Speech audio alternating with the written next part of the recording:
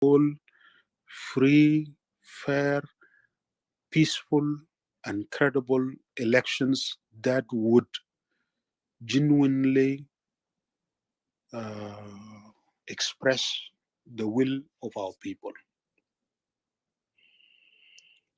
And there is a lot to be done in this direction. But now, in conclusion, as we go for the way forward, there are few phenomena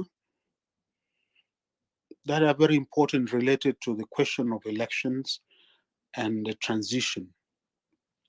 If you have observed very clearly, uh, the election of 2015 was interrupted and postponed with the start of the civil war in South Sudan and the use of violence in the political debate in 2013. That is what destroyed the elections of 2015. The elections of 2018, which was agreed in 2015 agreement, has been also postponed and destroyed by resumption of the war in 2016 and the collapse of Amen. the government. I'm concluding. Uh, and now, with the RRCs not being fully implemented, and with all the points that I have just mentioned from the agreement itself, not carried out and not implemented,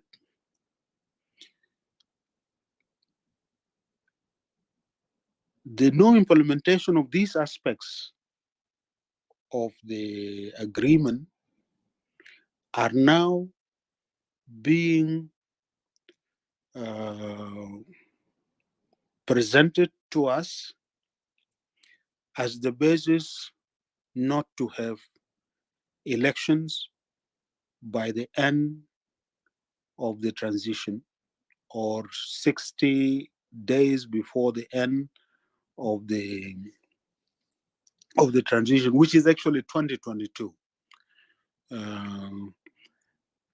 Because the transition is left with 8 months or 7 months almost, as per the agreement.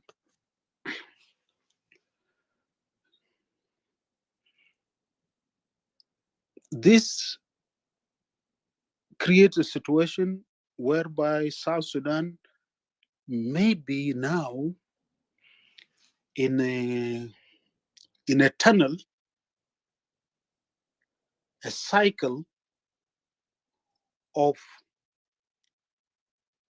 failed transitions. We enter into a transition in the hope that we will achieve peace, we will build peace, we will return our people, reconcile ourselves, reunite our people, build a constitution, and go for election, build a national army, and all this. These things are not implemented.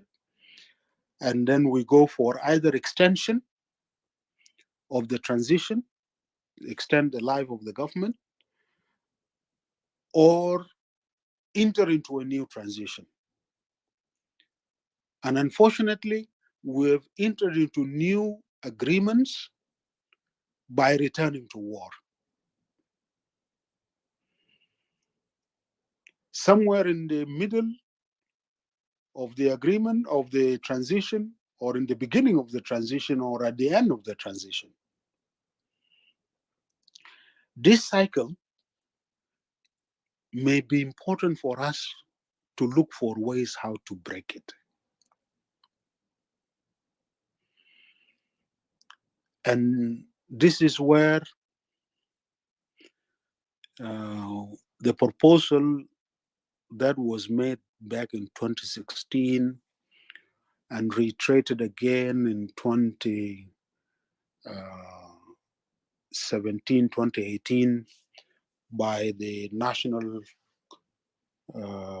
Convention, an idea which has also been popularized by others in the civic political area, like PCCA, on calling on the current government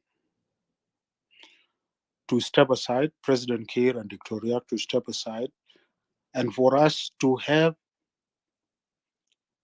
a transitional government that is not formed by the parties to the conflict or by the political parties, and to have a government of South Sudanese professionals and technocrats supported by the region and the international community to stabilize the country, build the system, and then hand over power to an elected government that will come through free and fair elections. And the purpose of such a government of technocrats is to stabilize the country, build the institution of the state, and hold elections. And this transitional government should not be politicians with vested interest in elections or in fearing elections. If you are holding the government, you can decide not to implement the agreement or obstruct the implementation of the agreement because you want to postpone elections, or you want to hold elections in such a way that they will not be free and fair and they will be tilted in your favor. That is a problem with political interest. So if South Sudanese can agree that all the political leaders in the country, in the government or in the opposition, they say, okay, anybody who is a politician, please step aside. Organize yourself and your party. Prepare yourself for elections to offer yourself to the people in free and fair elections, all the parties. Then we agree that we give this transitional government for a period of years to professional South Sudanese. And we have scientists in all the fields, in the field of administration, in the field of international relations, in the field of economy, in the field of agriculture, in the field of education, in all the fields. These South Sudanese professionals can actually help us build the state, provided that they do not have political or interest in political office.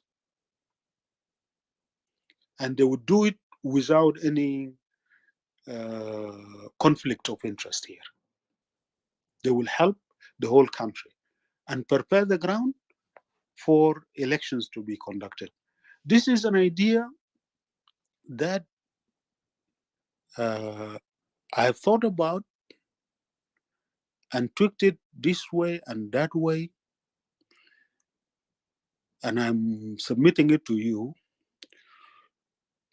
in our search for the best way to achieve a smooth transition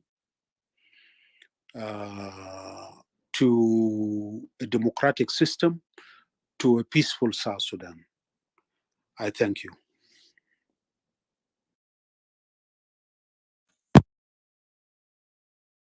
So much, Comrade Chairman, for this well articulated presentation and a straightforward position about 2023 elections. you have said it all. Uh, so we to make this discussion fruitful, we are going to open the floor to you, audience, in order to participate. If you have comments or you have questions you want to ask Comrade Chairman about the topic of this discussion, we will allow you. So now the floor is open, and everyone who want to participate, do not hesitate. You can raise your hand, and then we will pick you up and contribute.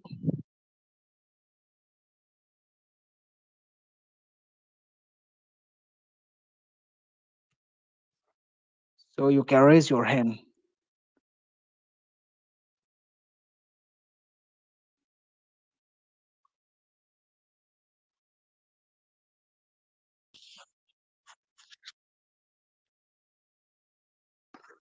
Hello. For those who come, please turn off your mic. Please turn off your mic. Uh, those three people, any one of you have 3 minutes, which you can ask in these 3 minutes, or if you have comments, you try to reach what you want to reach in these 3 minutes. So now we are going to give the chance to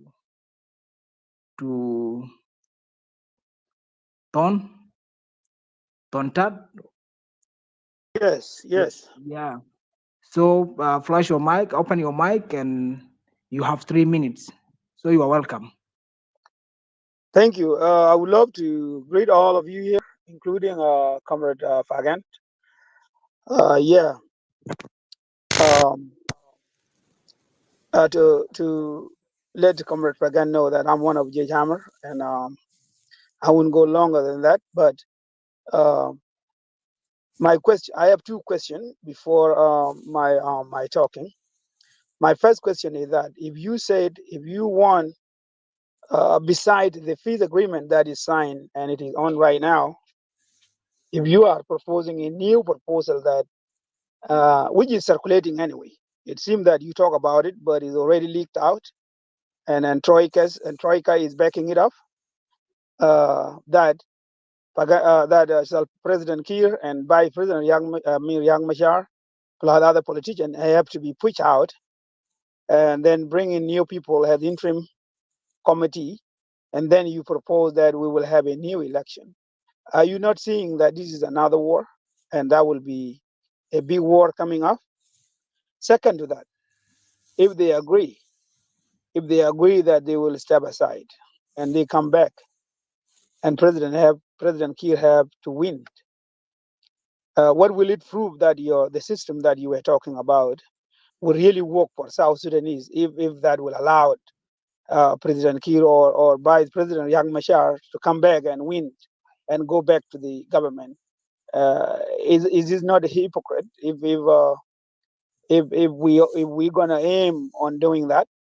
Those are my two questions uh, that has to be answered. In addition, with our tribal mindset, how are we gonna feel if that the interim committee that will be inaugurated to lead the country without President Kiir and Riek Machar and those of One Iga?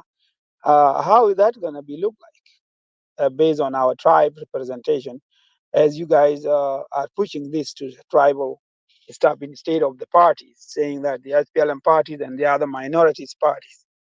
Uh, uh, those are my question. And to go back to my talking, as you, Comrade Pagan, you've been in the bush and you have seen our suffering. And now you, the people who led the SPLM, uh, failed the SPLM.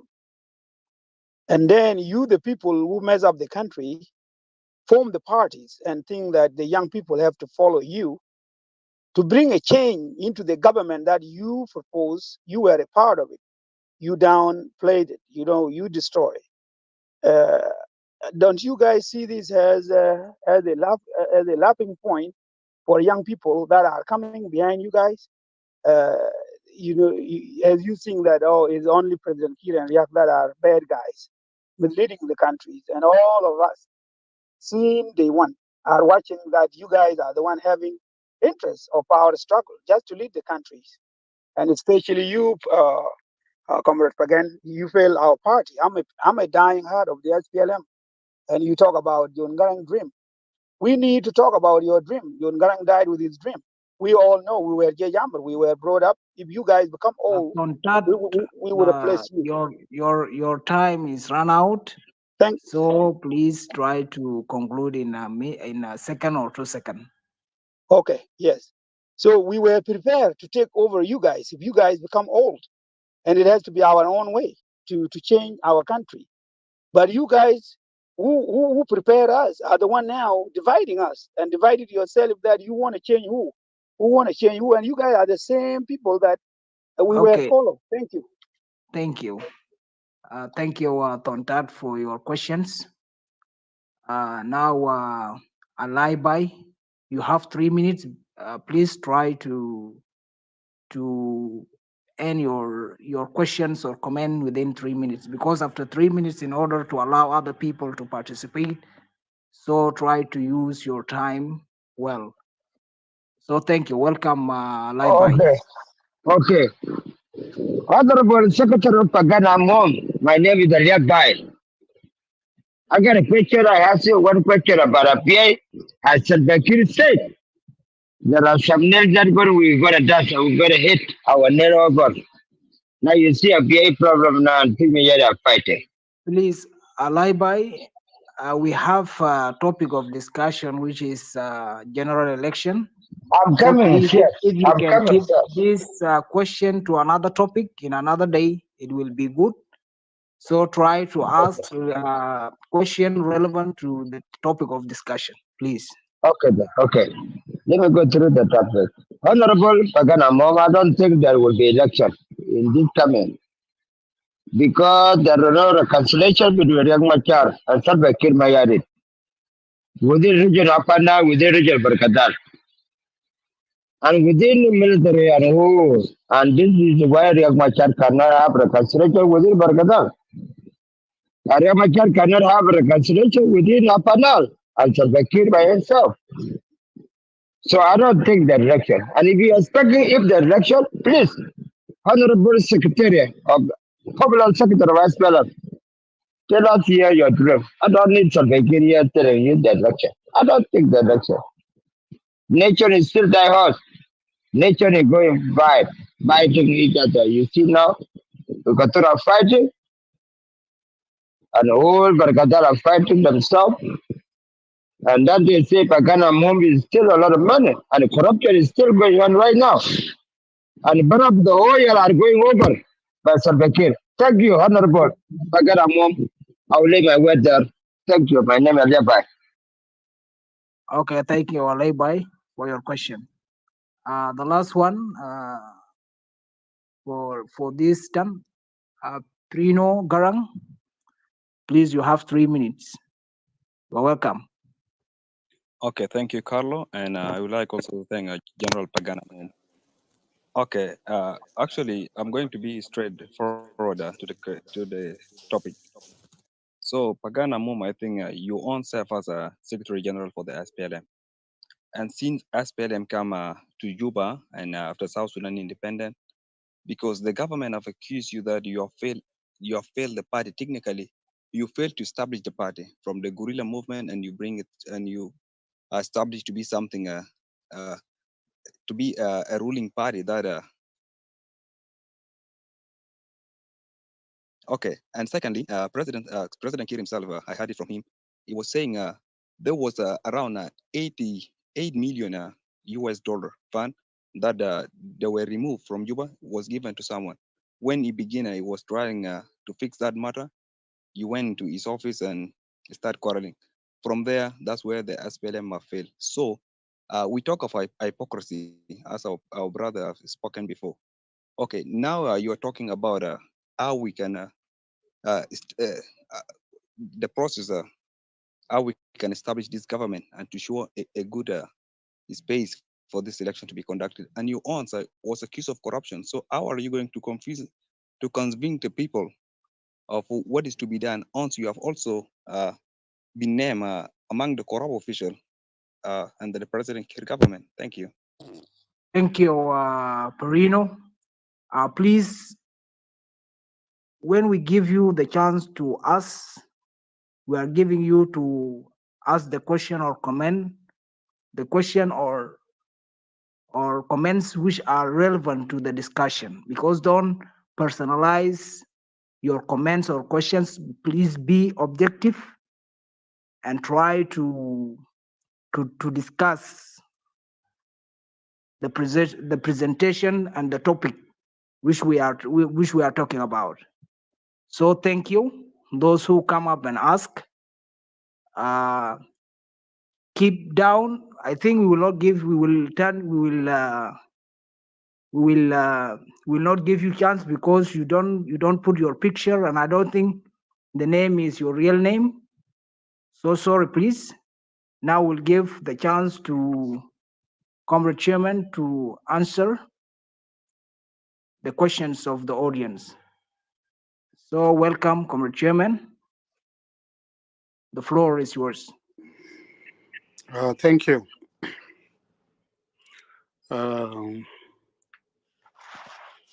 very important questions were asked by Thontat. Um,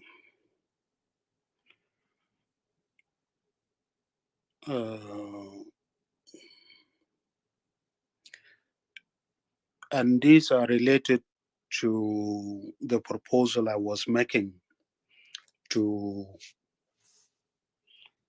break this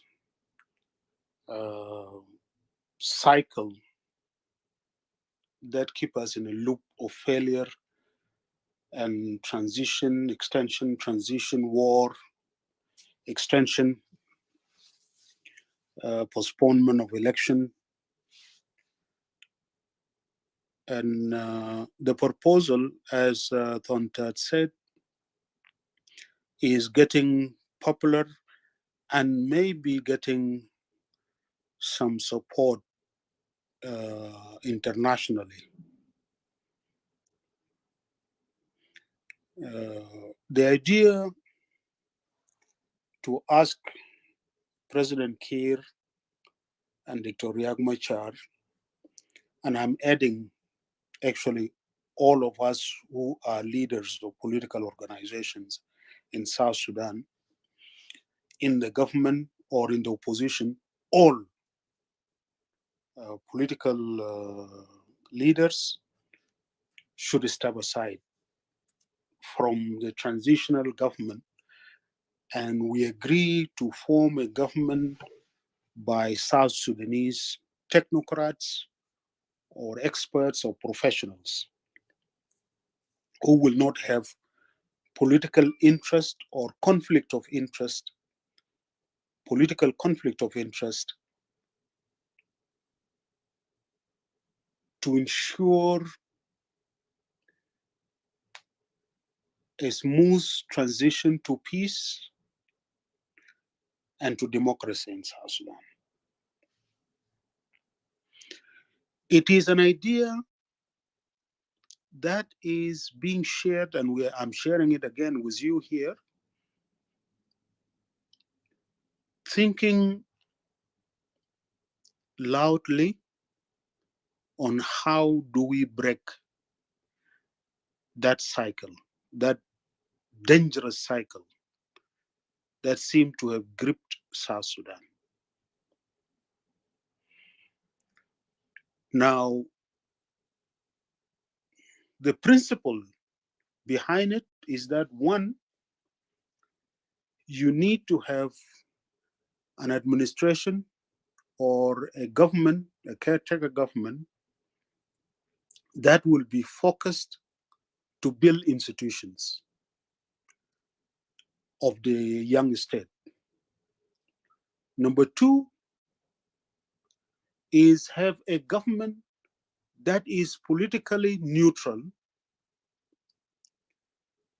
that will not use the resources, public resources, to favor one party or another.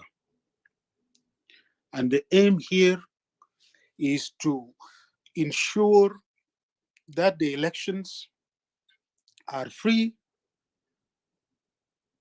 and are fair and peaceful. Then, when our people have chosen, and when the government, and together with the observers from the region and from the international community, declare the results, the likelihood of people all accepting the outcome of the result and the result of the elections will be accepted by all of us, and we eliminate or at least reduce a return to war so that we break out of it as a nation. This is the purpose.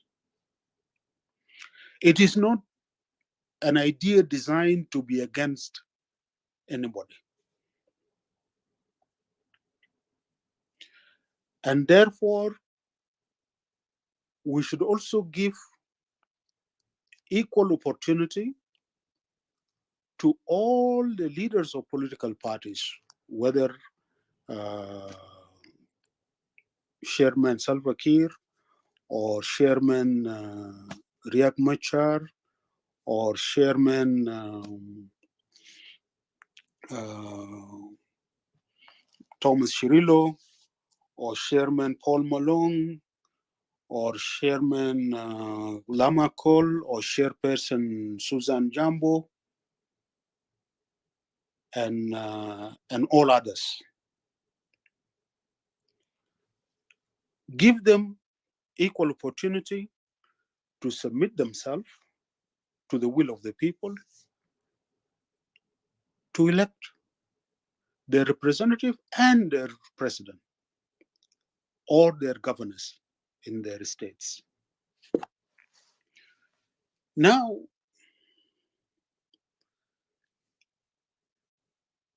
the candidate who will win in such a free and fair elections, regardless of who they are, we have to congratulate them. Whether it's Salva Kiir or Riek Machar or Susan Jambo or Pagan Amum or Dr. Lama Cole or Thomas Cirillo or anybody.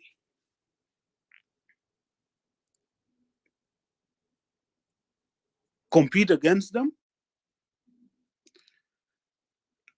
and work to make sure that you win all the votes. But when the results are out and the winner is declared, immediately go and congratulate them. If they are not nearby, give them a call and announce it publicly that the results are out and it is very clear Flan has won, and we wish her or we wish him to do well and to serve the people of South Sudan. That, I believe, will get us out of this cycle that is consuming our nation now and destroying us. Of course, when the results come, that is a choice of the people. Actually, you cannot blame anybody. You cannot even blame me, and it cannot be hypocrisy. Tontat, how can you say the choice of the people is hypocrisy? It's the people who have chosen. And we have to submit ourselves to the will of the people.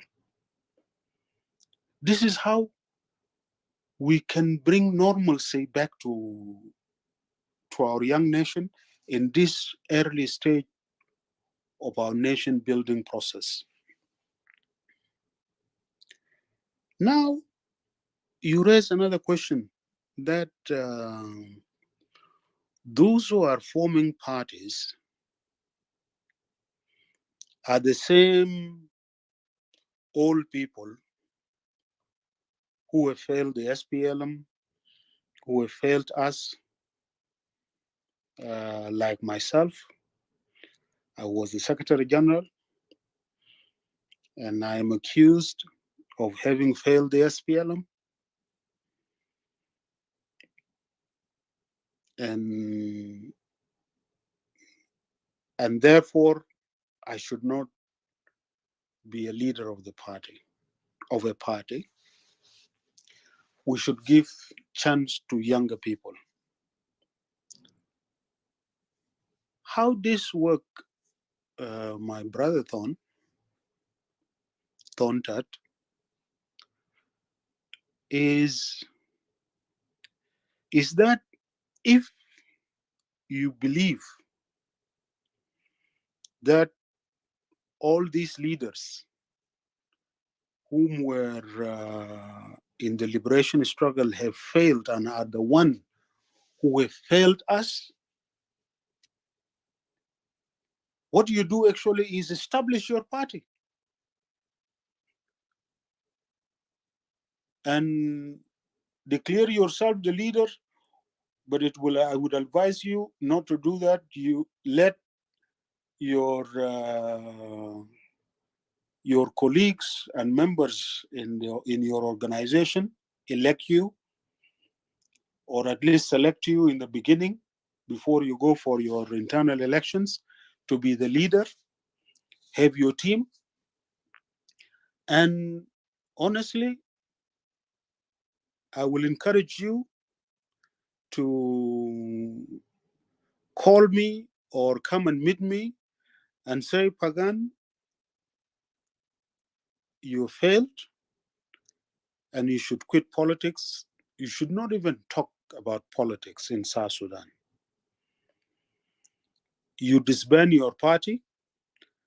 Let the young people who are following you now follow Tontat, and we go ahead. If you convince me, and if I'm convinced by your program, I will work for you. I will step down. By the way, I am doing this as a volunteer. I'm doing this because I love this country. I'm doing this not for any gain, but to serve the people.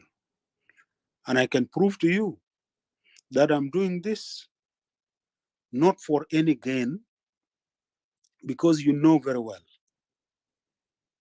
I spent the best years of my life as a young man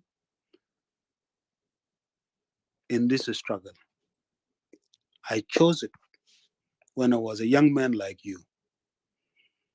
And I step forward to be a leader. I challenge you to just do what I did when I was young. I'm sure you are older than the time I was making that decision when I was in the University of Khartoum and left the university. I was studying law and I was a good student.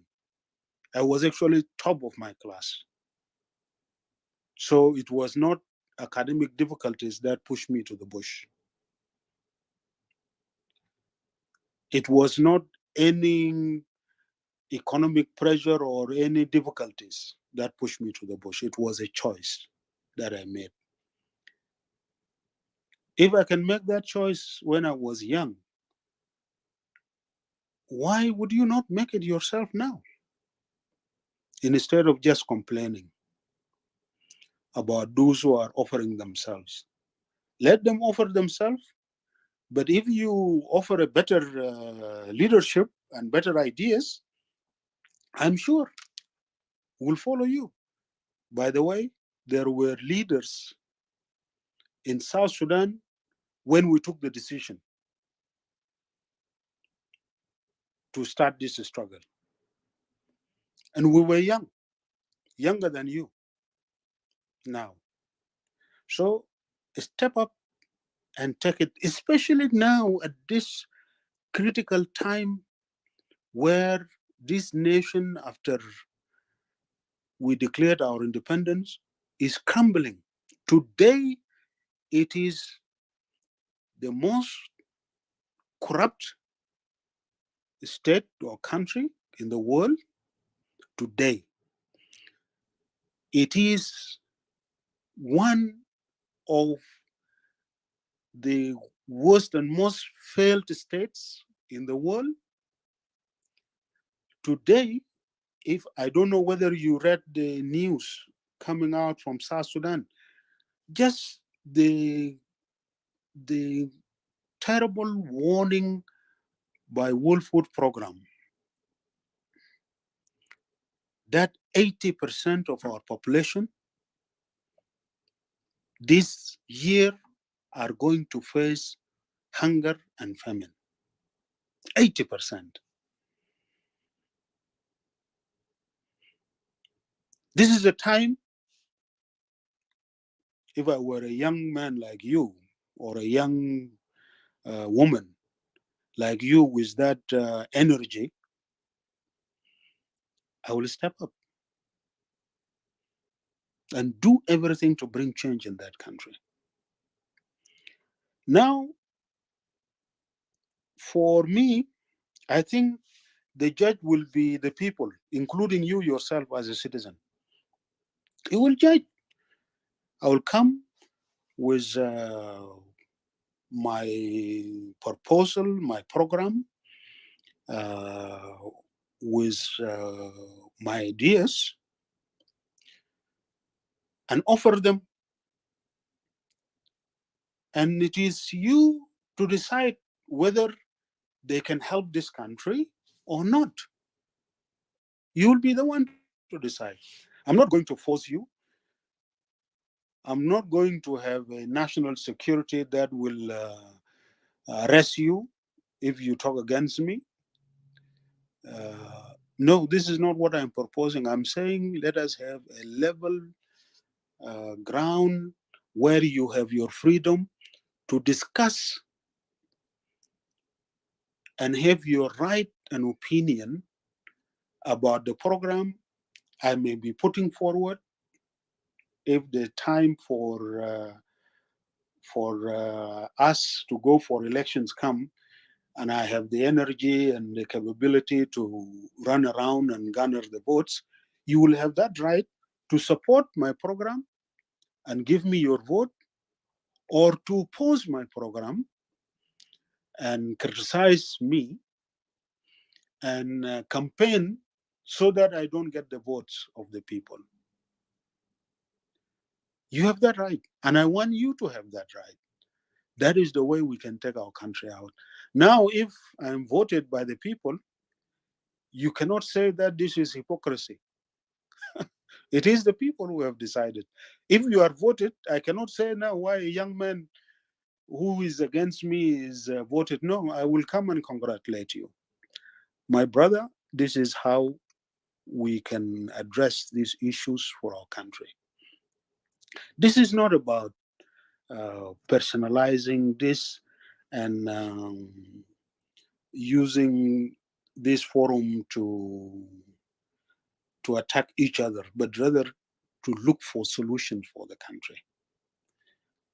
I know those who are opposed against me, they will use anything and everything at their disposal, including lies. But I will have also the right to defend myself in the right time. Like now, you people raised the issue of corruption in South Sudan. If I was the one corrupt in South Sudan, how many years I've been out of this government now? And has the corruption increased in South Sudan or disappeared because the corrupt people have been removed? Just this is food for thought for you. I don't know whether you were there or you learn about it. I was in Juba when some people raised these issues, including President Kiir himself, and he said Arthur Quinn to make a press conference to try to tarnish my image.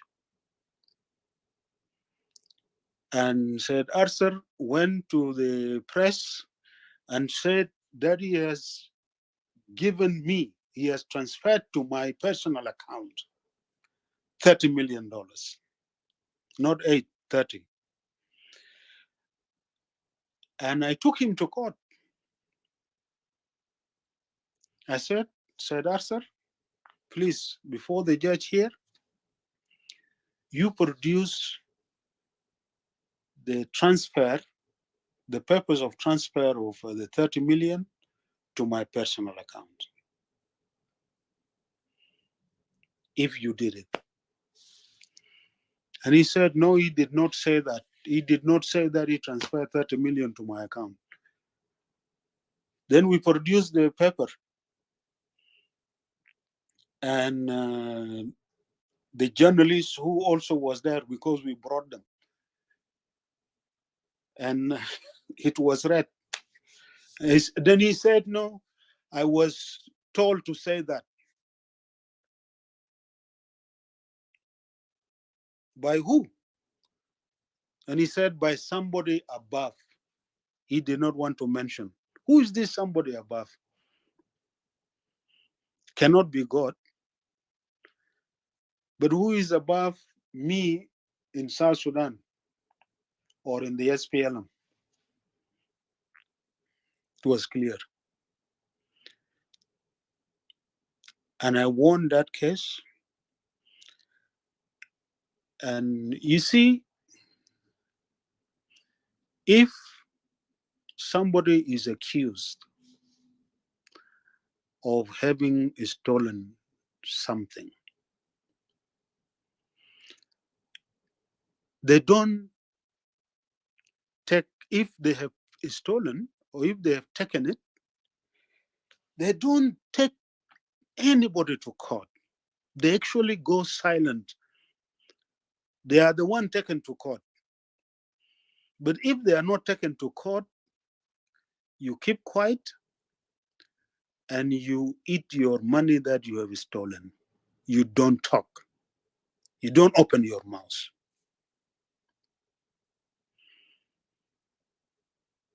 You know that. Even just by sense, you know that. Why would I take Arthur to court and why would I challenge Kiir on issues of corruption if just slightly, if I know that maybe I have taken a penny, Kiir can bring it out and prove it. And why would they not bring their proof? Now I am out of the government, far away even from them. If they were afraid of me, now they can produce those documents. Why would they not produce it? And why are they silent now? Why are they not talking about that? I am talking about corruption, including the corruption of President Kiir. And I share information that they know about it. Why is that? The truth is clear. Also, when you say, and this is also a question that goes to Prino, you know, the story that I failed the SPLM party and I am corrupt and I have taken money of the party or money of the government. Now, is it not strange that up to today,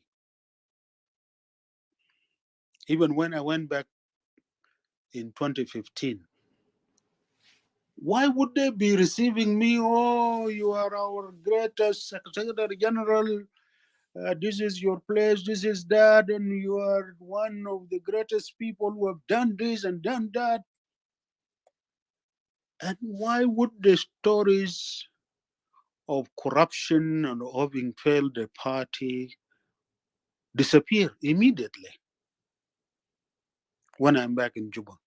Why do they speak in different tongues? Have you asked yourself about that?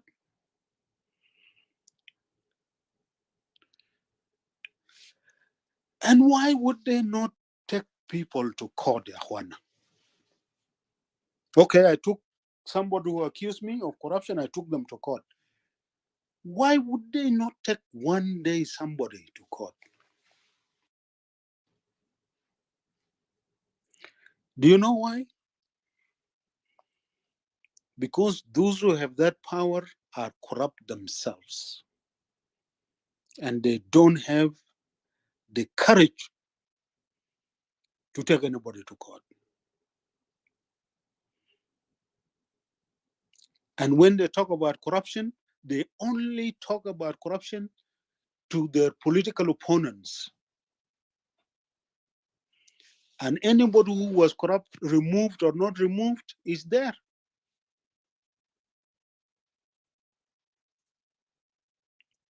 Eating and quiet.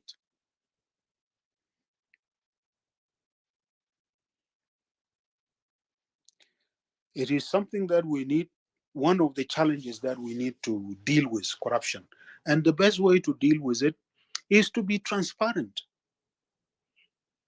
is to have accountability. And by the way,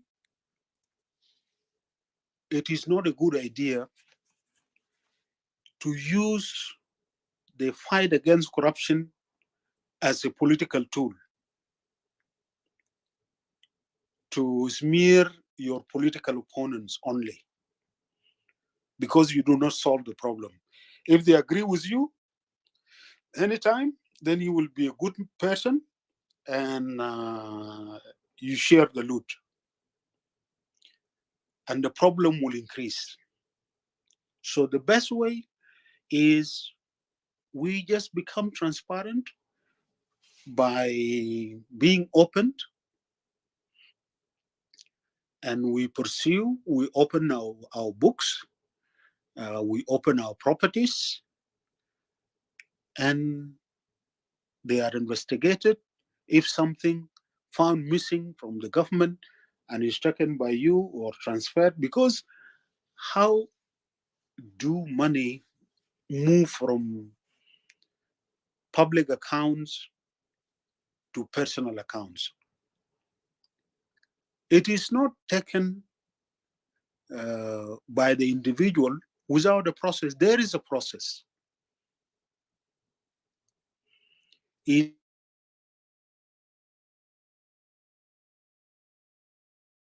withdraw it cash and took it in boxes, and it will be clear that it has been withdrawn on this date, cash by this person or through this person, or transferred by a wire, or brought in as cash by another person who had access to it, or it is a kickback from a business. And this is how you follow it. And this is how we can recover, but more importantly, protect the public resources to earmark them for the public goods we talked about before. That is the way. I agree with Aliabai, what Mr. Aliabai said, that there may not be elections without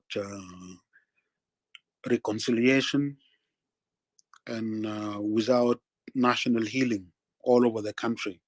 Not only in Upper Nile or Barghazal or Equatoria, but it is all over. And that is very important.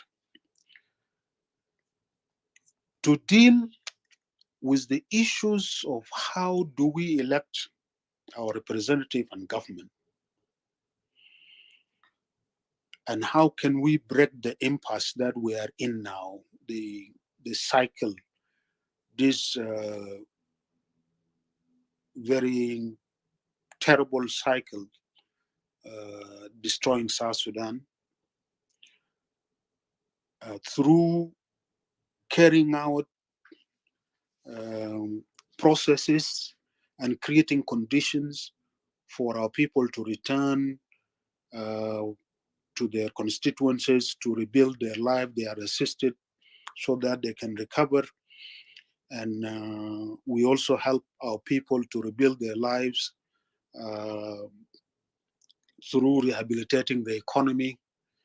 And with now, we have more challenges that we are beginning to build our nation state when the entire globe is also facing new types of challenges and problems like global warming and the excessive floods and droughts that we are being hit with now. This is totally destabilizing our society. We need to have measures to manage floods and turn flood water into opportunity for production and for turn our people and develop systems to strengthen their resilience. We are faced also with more other problems, like the pandemics and COVID-19 and other epidemics that have been erupting up in West Africa and Central Africa, like Ebola and others. We may be having more of this. And this is because of all these changes that are happening and the expansion of human activity into areas that is limiting where these viruses and microbes have been living in their habitat. And these are challenges that we will be facing. How do we build a nation in such an environment? But there are also good things that humanity has achieved, like so many technologies, like this one that we are using now. Can you imagine how such a tool is so wonderful to build a nation, like Clubhouse? We are here in this room discussing how we can build a system that is strong, that can maintain our stability and our um, uh, keep our peace. At the same time, elect governments that can respond to our needs to build our nation. And we are in different parts of the world, and we are as if we are in a meeting discussing serious matters like elections and what are the requirements for a free and peaceful and fair elections that can reflect the will of the people. Other nations who started building their nations in the past, they did not have this type of tools. Even to hold a meeting, they travel for months to come to a meeting place. Some on horse, others travel on foot. Take, for example, for us to hold our first national convention, it took 6 months for delegates to arrive to, to the venue in Chukodum. 6 months. And now we are having it. It is just taking just a click and you are in. This is a wonderful thing. Things like blockchain, for example, even holding free and fair elections. If you use the technology of blockchain, it will be secure and there can be no manipulation and no tampering with the votes. And it is available.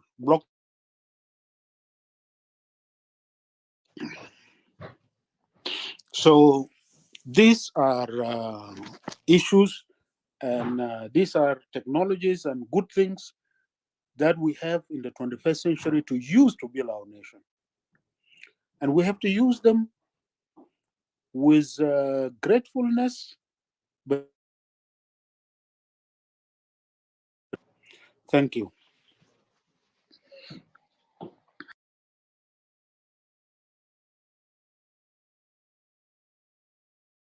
To Comrade Chair to answer extensively to the questions which have been asked by the audience.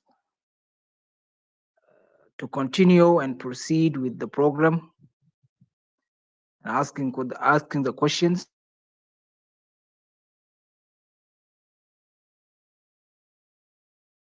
3 minutes in order to ask your questions or comment.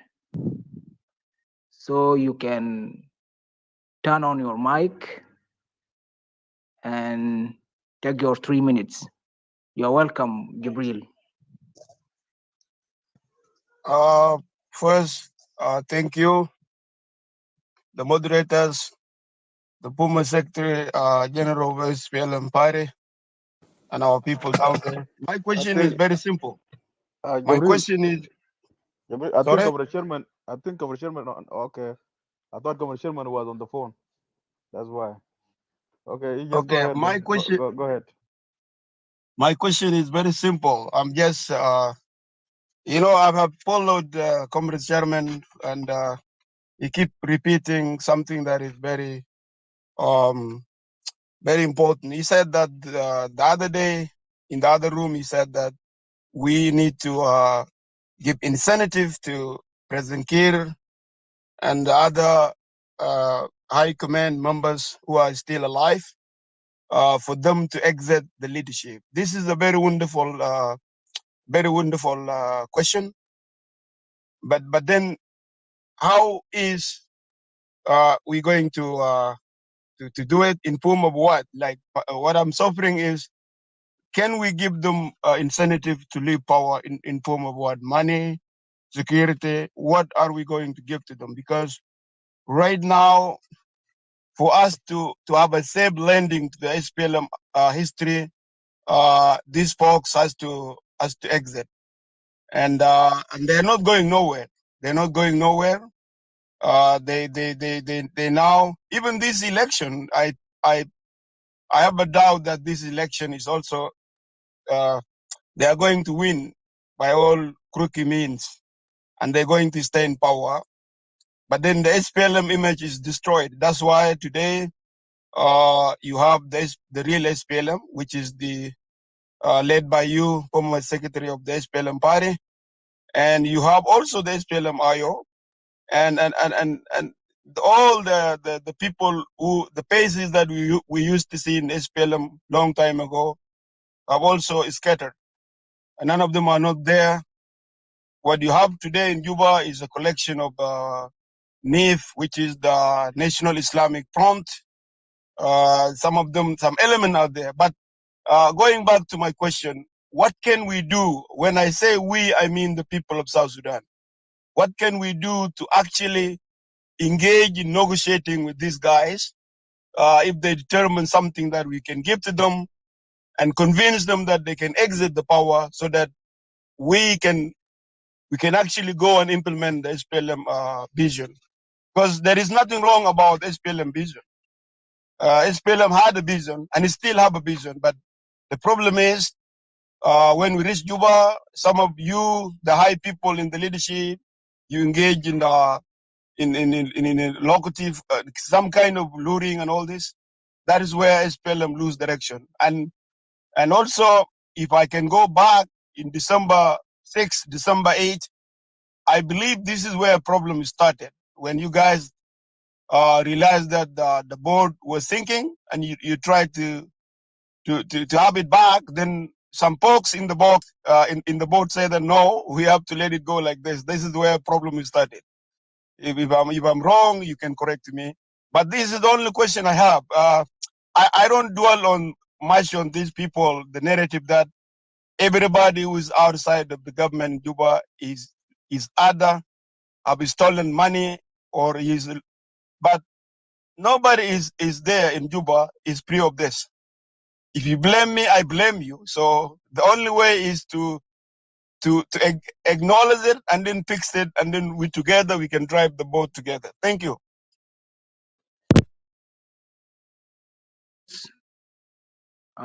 Prince, the turn is yours. Open your mic and ask in 3 minutes.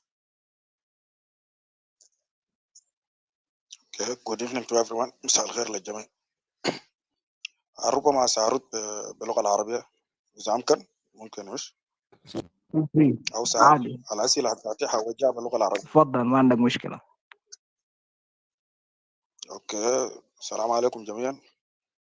وفي البدء سلام لكاميرا باغان أموم على الفرصة. بجد يعني ده فرصة كبيرة بالنسبة لنا نحن كشباب إنه يحاورنا ويكون معنا في الغرفة دي. بجد شجاعة كويس من كاميرا باغان أموم، على الأقل يكلمنا ويدينا معلومات عن الوضع الحاصل في بلدنا. ولازم الشباب كلهم يعني بجد يملكوهم المعلومات والحقائق والحاجات الماشية في البلد، على الأقل يكون لنا يعني كطريق من أجل برضه عشان نملك المعلومة الكويسة. فأنا عندي سؤالين فقط، ما همشي كتير ولا ما هتحدث كتير، لأنه أنا أصلا يعني ما سياسي وما بفهم في السياسة كتير، لكن كل ما يهم أمر البلد أنا بتداخل وبتحدث عنه. فسؤالي الأول كاميرا باغان أموم، هل الانتخابات هتكون في نفس الوقت المحدد لها؟ وما هي المؤشرات التي تؤكد قيامها في نفس التوقيت؟ أظن ده سؤالين أنا كنا مسجلهم معي وعاملهم في بالي، فبتمنى كاميرا باغان أموم يرد عليه، وشكرا على الفرصة.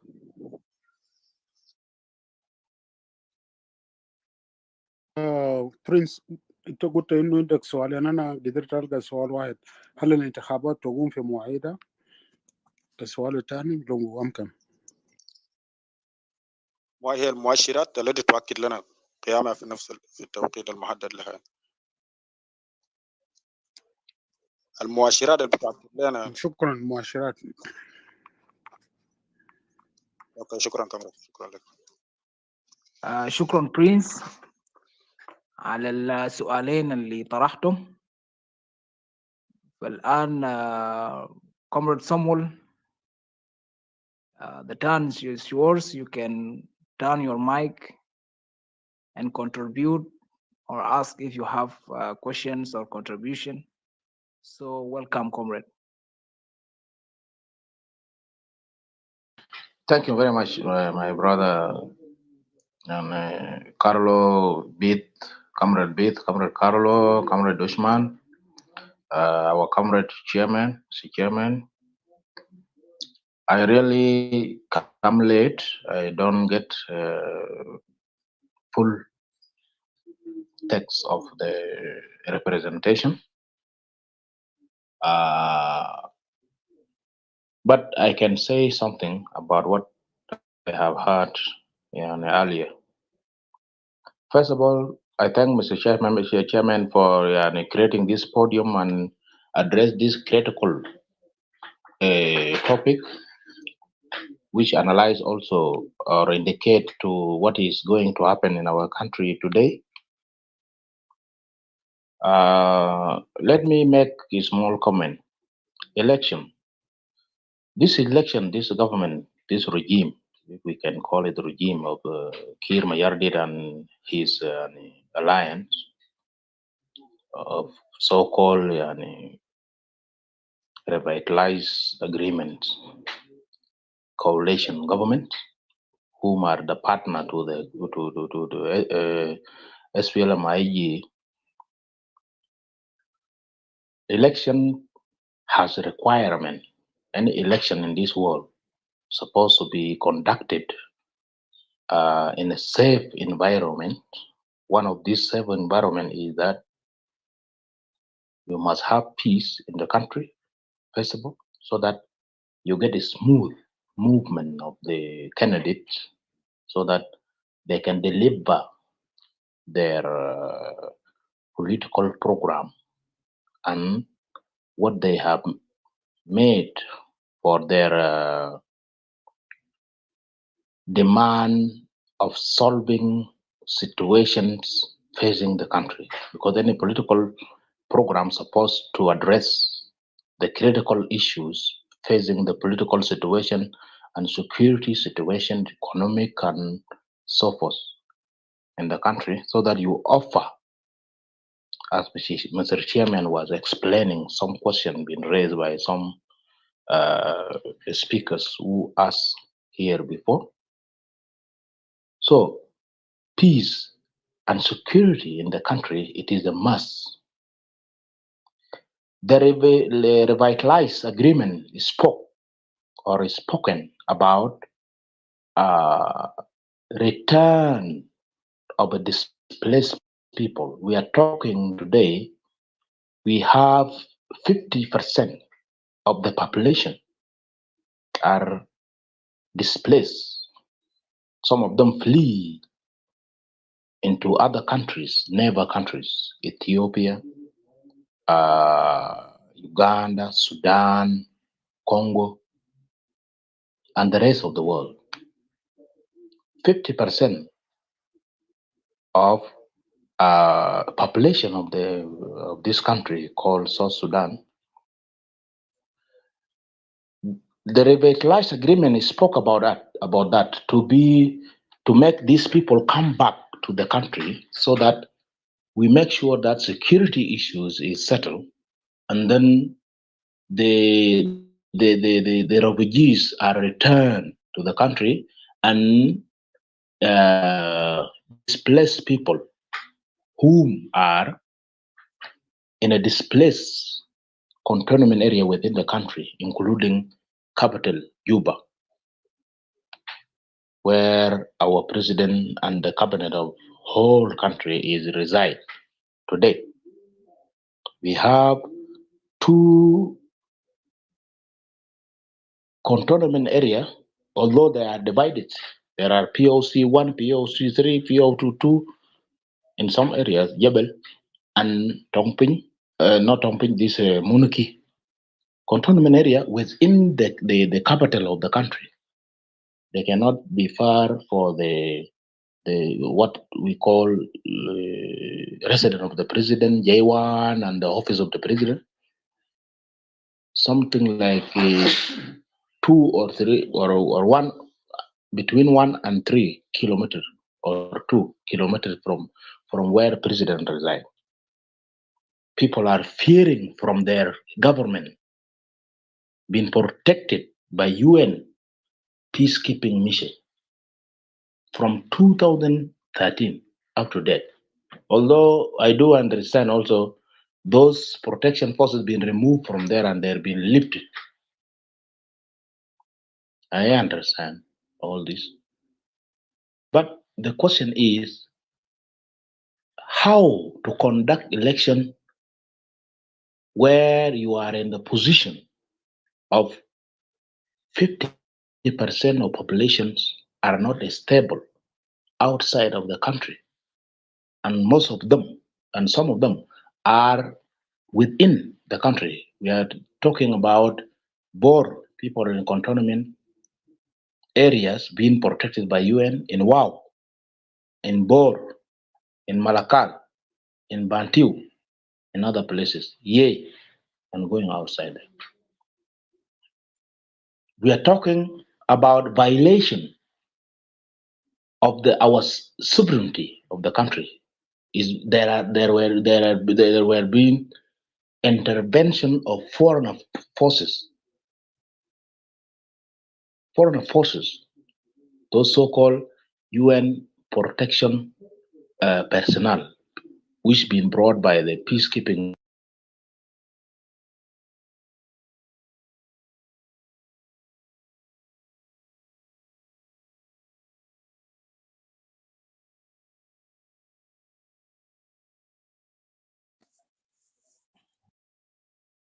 Sorry, continue, brother. I think there's something was wrong with this network.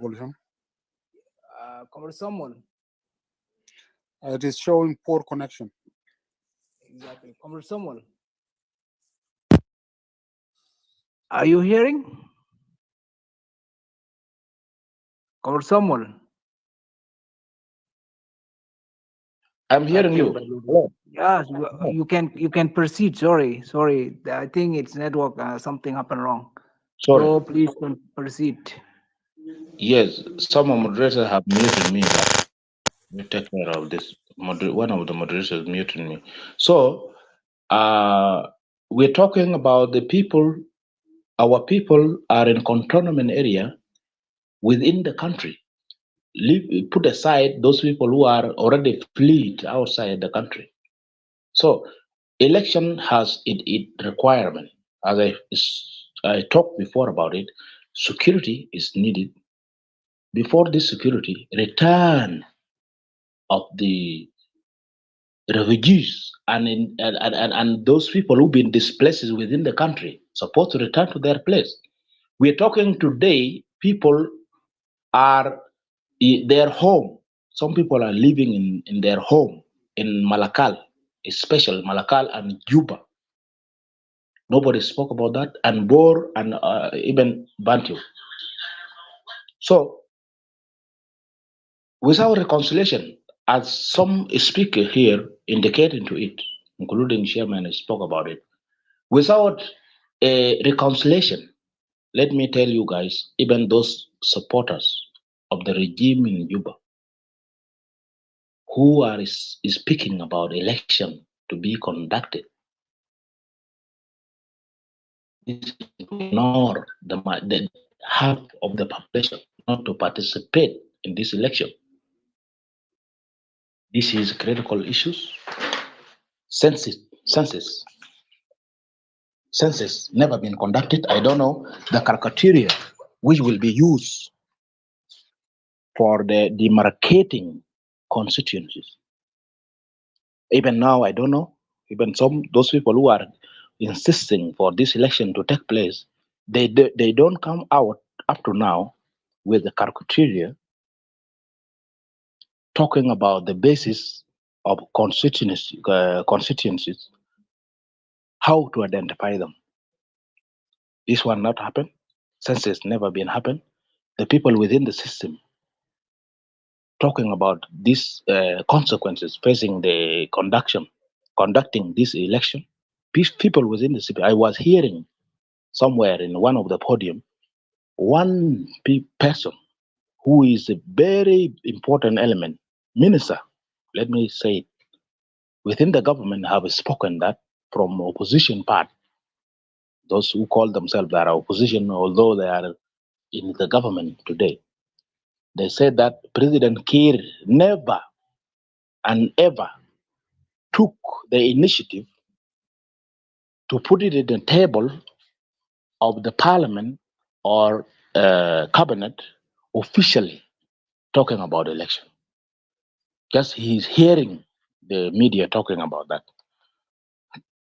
And another person also within the government, one of the partners of the government, partner of this coalition government, spoke in one of the podium in South Sudan and said, President of the Republic is talking about the election, but if the unified force will not graduated from their cantonment area, there is no election. This is Riek Machar himself. Let me put it very clear. And others, civil analysts and other political analysts talk about that. No security in the country, no census being conducted. We don't have basis for identifying the constituents. No officials program being presented to the cabinet of the countries. No also program being presented to the parliament of this 550 something or 500 and something member of the parliament being submitted officially. We are just alluding now about issues uh, of media talking. But guys, let me tell you, no official uh, position being presented to the cabinet of South Sudan today, allocating for the elections and also the parliament of South Sudan. They did not get any information up to date.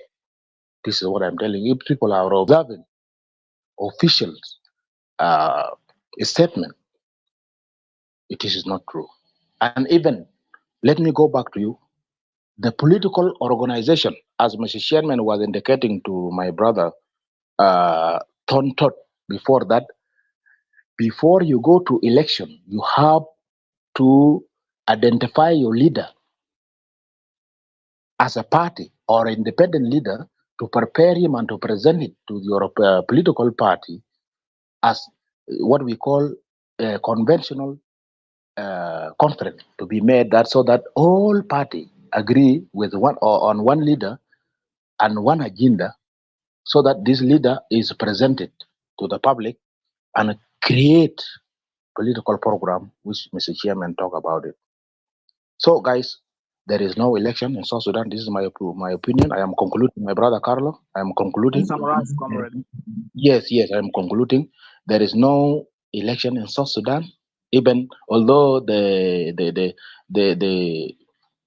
this USA and another party who are relevant to the peace in South Sudan today, this so-called peace, this of Troika, they are supporting the position, but those people guys are waiting for you. Even one of the of the partners say that let us support president and talking about this election to take place. Let us support him. Let the election take place. But the question is that will he provide the safe environment and requirement for this election to take place? If he will not fulfill this gap, then election will take place. But if he did not fulfill it, at the end of the day, everybody is going to to withdraw or to put his position because they never put their position up to now. Riek Machar already have spoken, and the requirements are there. So, guys, what I want to tell you, the regime is playing with our mind. What they are proposing is the renewal for their term for next 2 year or 3 year. We don't know. Then this is also is a very big indication for the whole opposition to take it in notice, so that let us not be taken by this statement from the SPLM in the government, these people of Salva Kiir Mayardit, to take us to this direction, which is not officially announced at the whole country. Just they talk in the media. Let us organize ourselves. No election will take place. Even if it take place, they don't have money, they don't have fund, they are not able to implement this peace agreement. They have a lot of problem with that. I am still here, my brother Carlo. I hope you don't remove me because I have a lot to say. Thank you very much. Thank you. Thank you, Molana Comrade Samuel, for your contribution and the question that you raised to Comrade Chairman. So thank you. Comrade Chairman, could we pick the question of Galwak if he has question in order for you to ask them at the time because he's the only one who with us here on the podium. Yes, please. Okay, thank you. Galwak, so please you can ask your question. So open your mic, the turn is yours. Thank you very much, Mr. Carlo and War, if I'm not wrong. So, sorry guys, it is midnight here. That's why I ask you if you can give me a chance to say some things regarding the election that is going to be held next year. So, to me, I'm in the middle. I'm really confused. The government of South Sudan are insisting to hold the election next year, while the country is still at war. There's no peace. Our South Sudanese population are in outside the country, like Uganda, Kenya, Ethiopia. So I don't understand. I don't understand how the government proposed this election. Is it the election is symbolizing for peace, or is it the election is simply to make the term extended? So I don't understand on the issue of this. So what I would like to add as a concerned citizen of South Sudan, I'm neither a Salva Kiir supporter nor Riek Machar supporter. So I'm simply a concerned citizen of South Sudan. So what I analyze so far is our country will not be stable until until the regimes is totally changed. Why? Because there's PLM leaders, including Salva Kiir, who is our president, and Deputy Riek Machar. They have totally lost the direction of SPLM since the late of Dr. John Grant. So all the SPLM leaders after John Grant, they completely lost the direction. And that's why our country is still, people are fighting each other, because there's no reason to fight each other. Since we fought with Arab for almost 50 years, and after we gained our independence in 2011. So there's no need to fight each other rather than to develop our country, South Sudan. But the big question is, where is South Sudan is heading? Seeing all our holy school or warlords that are destroying the country. They're simply destroying the country. They're destroying our future. They're destroying our unity. Are the youth of South Sudan, our elders or leaders, they are really destroying our country. I don't know where we are heading. This is what I want to say. Thank you very much. Thank you, Brother Galwak, for your comment and the question that you asked. So thank you. Now we are giving the floor to you, Comrade Chairman. So you are welcome. Thank you. I'm sorry, there was a moment when I received a very important call, so I might have missed some questions after Jabril spoke about the incentive and Prince. But somebody, I think, was speaking while I was taking that call. I'm not sure. Can you help me, Brother Carlo, if there was any question that I missed? I have the question of Jabril, Prince, and I also I heard the comments of Samuel, and the last was Brother Galwak, a concerned citizen. Thank you. I think the last one was the one who talked is Brother Samuel or Comrade Samuel is the one who before the Galwak. I don't think that there is anyone we miss. All right, that's good. Thank you. Um, Jabril asked a very important and critical question that he had heard me talking about incentive being given to President Kiir, and he added members of the High Command. I did not talked about something like that before. I talked about President Kiir himself asking that what is his incentive in an agreement which is being asked to step aside. So the question is actually from President Kiir, and I believe it is an important question that we as South Sudanese and as citizens of South Sudan have to answer that question as Jabril put it. What is it that we can do as citizens of South Sudan to answer the question that President Kiir rhetorically asked? He said, "What is my incentive if I leave power?"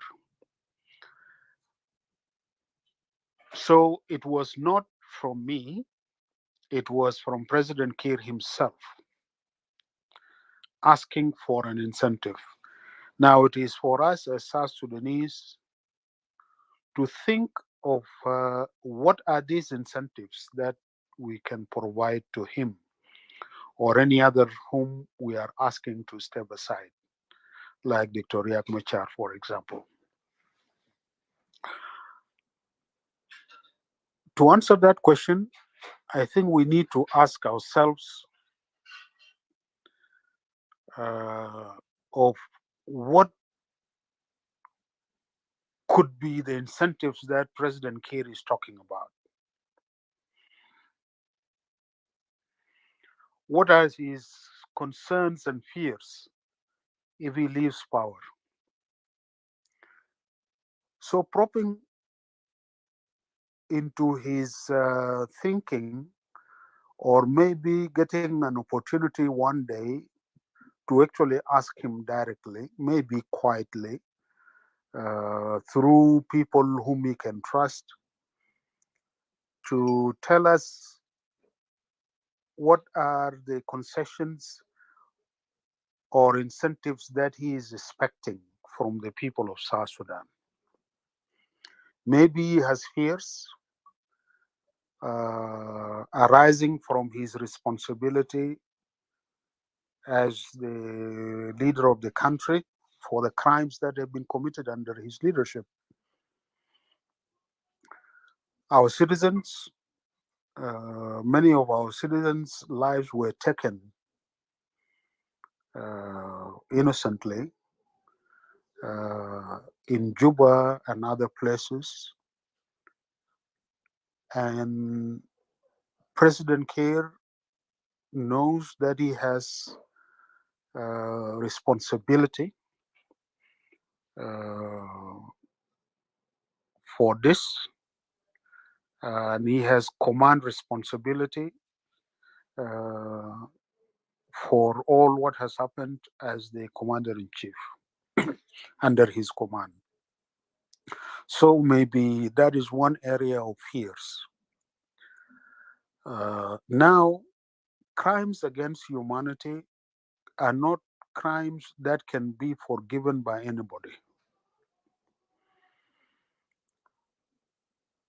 But through processes of truth-telling and reconciliation within the transitional justice, there is a space to discuss greater goods and contribution to peace and reconciliation as factors that may reduce the culpability. And this could be one of the things to be considered. Maybe he wants to negotiate a way that is left out of the hook if he can allow a process of justice and accountability, the process of transition to peace, and he leaves power so that he is not persecuted, for example. He may want to get this as removed. I'm just here discussing, not speculating, but discussing serious concerns given the context of these issues. This may be one of the incentives that he may be thinking about to leave power.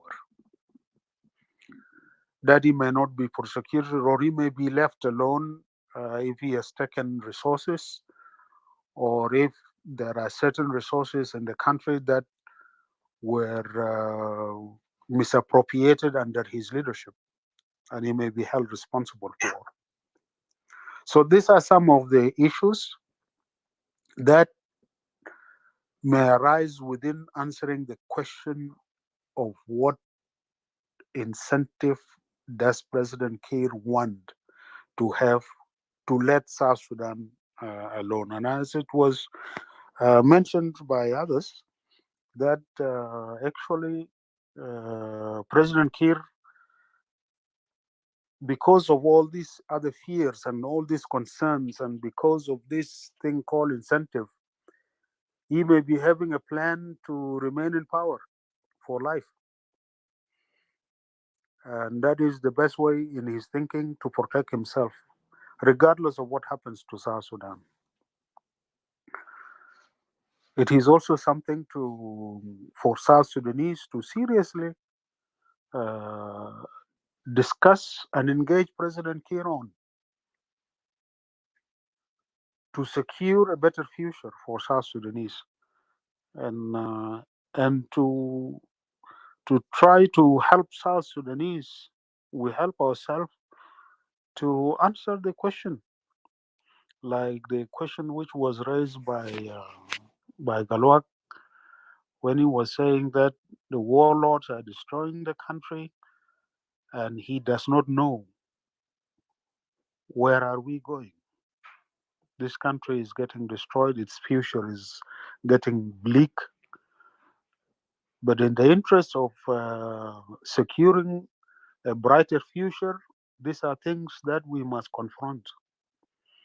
And we can confront them in a genuine process of national dialogue, a round table where we come together to discuss how we break this cycle, how we remove the fear that make people to hold onto power and to want to die in power because they are afraid if they lose power, something may happen to them. Or leaving power for them is, they see it as a humiliation, as if they were born in power themselves. These are serious issues confronting us as a nation. بالنسبة للسؤال بتاع الأسئلة بتاعت الأخ برنس، هل الانتخابات حتقوم في مواعيدها؟ وإذا نعم، ما هي المؤشرات؟ إجابتي للسؤال إنه ما أظن الانتخابات حتقوم في مواعيدها، وكل المؤشرات تشير لأنه ما يتم الانتخابات في مواعيدها، وإلا إذا كانت انتخابات صورية مزيفة لتزييف إرادة شعب جنوب السودان كمحاولة لكسب شرعية غير مشروعة لنظام لتمديد يعني الأجل بتاعت النظام. وزي ما الآخرين اللي وصلوا لنفس الاستنتاج إنه ما هيكون في انتخابات، وحتى الكلام اللي هسه الداير ممكن يكون جزء من خطة بتاعت النظام في الجوبة لإطلاق بالونات تجريبية لفكرة بتاعت إنه 2023 يحصل انتخابات. وفي كلام مهم جدا من الناحية ده لإعلان الطريقة اللي تم به والنقاش اللي بيتم. ما في أساسا حاجة كقرار رسمي من حكومة الوحدة الوطنية في جوبا من مجلس الوزراء مثلا، أو قرار برلماني لأنه يتم إجراء الانتخابات في مواعيده أو بعد مواعيده بأشهر. يعني كلام زي ده أنت ما بتقوله بدون ما يكون في قرار اتخذته الحكومة إنه نحن طبقنا ده وده وده من الاتفاقية، وفي إمكانية حصل لإجراء انتخابات كده كده، ونحن هنعمل لتكملة الإجراءات. ده ما تم. وبالتالي الطريقة اللي بيناقشوا بيه ممكن يكون كخطة لفرض أمر واقع. يعني الشروط بتاعت الانتخابات والعملية ذاتها المهمة المفروض يتم، زي مثلا عودة بتاع النازحين واللاجئين وإعادة توطينهم في مناطقهم، وتحقيق الاستقرار في كل جنوب السودان وفي كل المقاطعات وفي كل الدوائر، وإجراء الإحصاء وترسيم الدوائر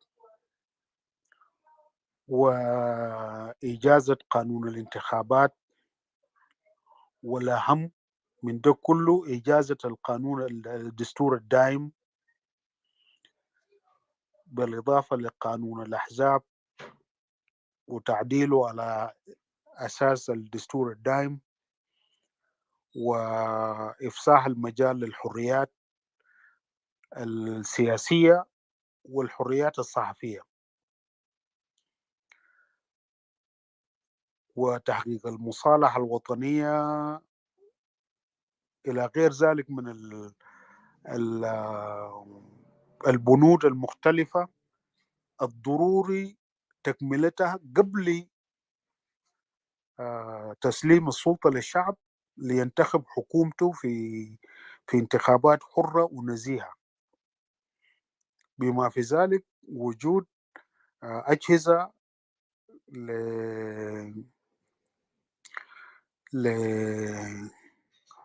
لتنفيذ القوانين والحفاظ على الأمن والاستقرار وسيادة حكم القانون في البلد. ده كله إذا ما تم، ويطرحوا إنه يا أخي ماشيين نعمل انتخابات، الناس كلها يقوموا ليه لكن ما أنت ما عملت ده كله. بعد ذلك يجي يقول أوكي أنتوا ما دايرين انتخابات، خلاص نحن نمد الأجل بتاع الحكومة، نحن نمد الفترة الانتقالية ل3 سنة تاني. كما تقول لا لا لا نحن ما دايرين نمدوا المدة بتاع الحكومة. طيب نعمل شنو؟ انتوا ما دايرين انتخابات وما دايرين نمدوا الحكومة، الكلام ده هيكون كيف؟ فالحكومة عشان يمد الفترة بتاعه يقوم يطلع عليك الكلام ده، وده بكون الخطة بالضبط. عشان كده في ناس بيقولوا إنه يا أخي ما ما تدخل في خانة بتاعت انك ترفض الانتخابات، لانه الحكومة هيستخدموا الحركة الشعبية في الحكومة، مش كل الحكومة هيستخدموا عشان ما يمدوا الفترة بتاع الفترة الانتقالية تاني من جديد، او يعملوا فترة انتقالية جديدة، وكده يستمر الحكم بفترات انتقالية جديدة. No elections and no conditions for elections, but you have the regime continuing. President Kiir will continue to rule indefinitely unless we break that cycle. How do we break it? We have to think outside the box, and there are some ideas that have been floated, and we need to consider them, like getting into a round table to discuss possibility of forming a government of technocrats, and to discuss also these leaders to step down and step aside for that government and support that government, and then discuss the question of President Kiir. If you want him to step down, he is asking what are his incentives for this, and these are things that or questions that we have to answer, all of us as South Sudanese citizens and as concerned citizens for the better future for our country.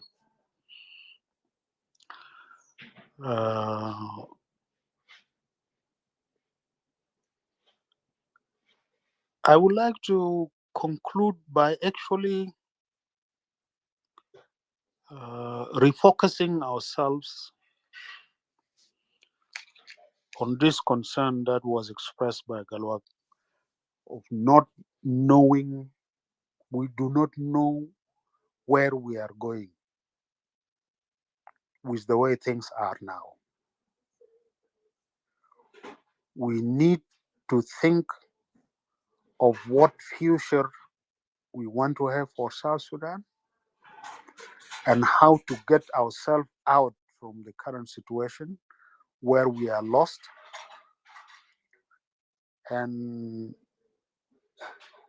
like Galwak, I also believe that they need to return to the real vision that was articulated by John Garang on how to build a nation in a society which is multi-ethnic, on how to build a state in a region which is underdeveloped and backward, and what a government of a people in that situation can do to achieve rapid economic development, to unite people, and to begin the process of state and nation building. These are serious matters, but they are not the concerns of John Garang. Ideas do not die with leaders when they die. They remain. And they do not remain statics.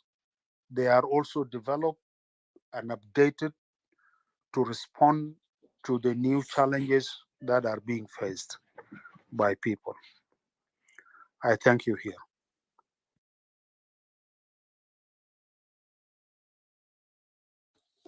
Thank you, Comrade Chairman, for the answers.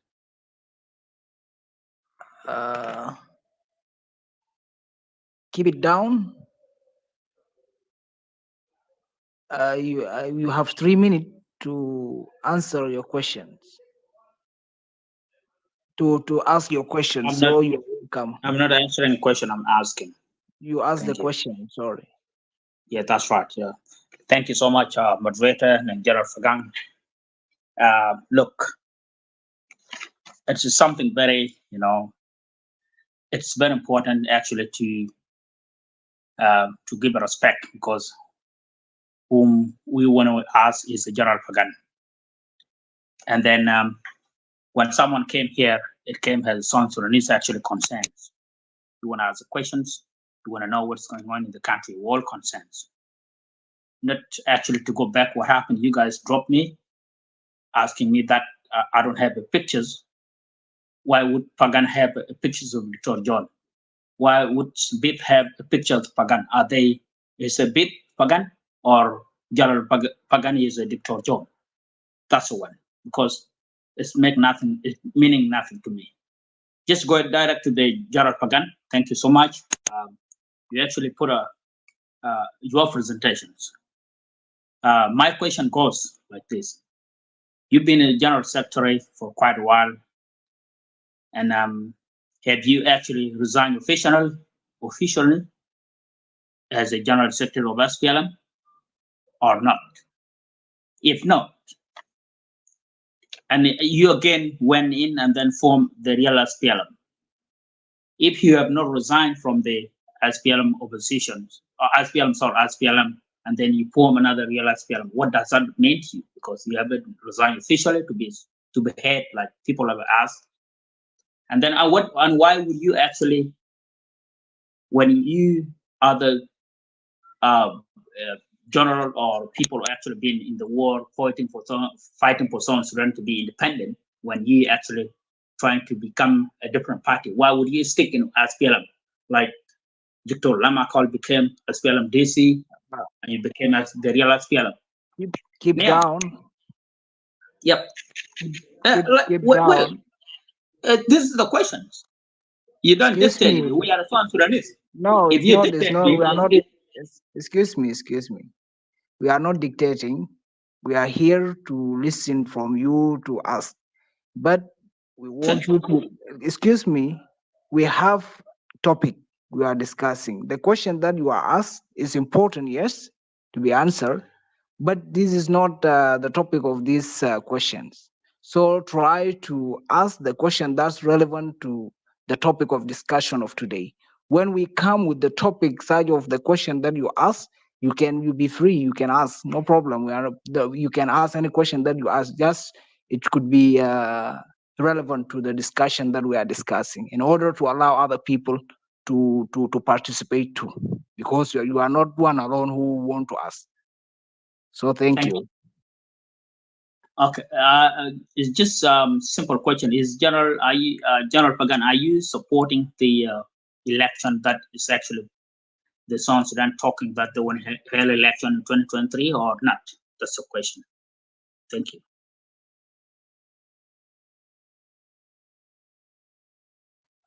Thank you. Keep down. To clarify you why we drop you down, because it seems in your name is not the real name. Secondly, there is no picture you put it on your account. You cannot. Dr. John? Excuse me. Why General Pagan put Dr. John pictures? He said Dr. John. Please, excuse me. No, that question is nonsense to me. It makes no sense. Carlo, please let me help you. Keep it down.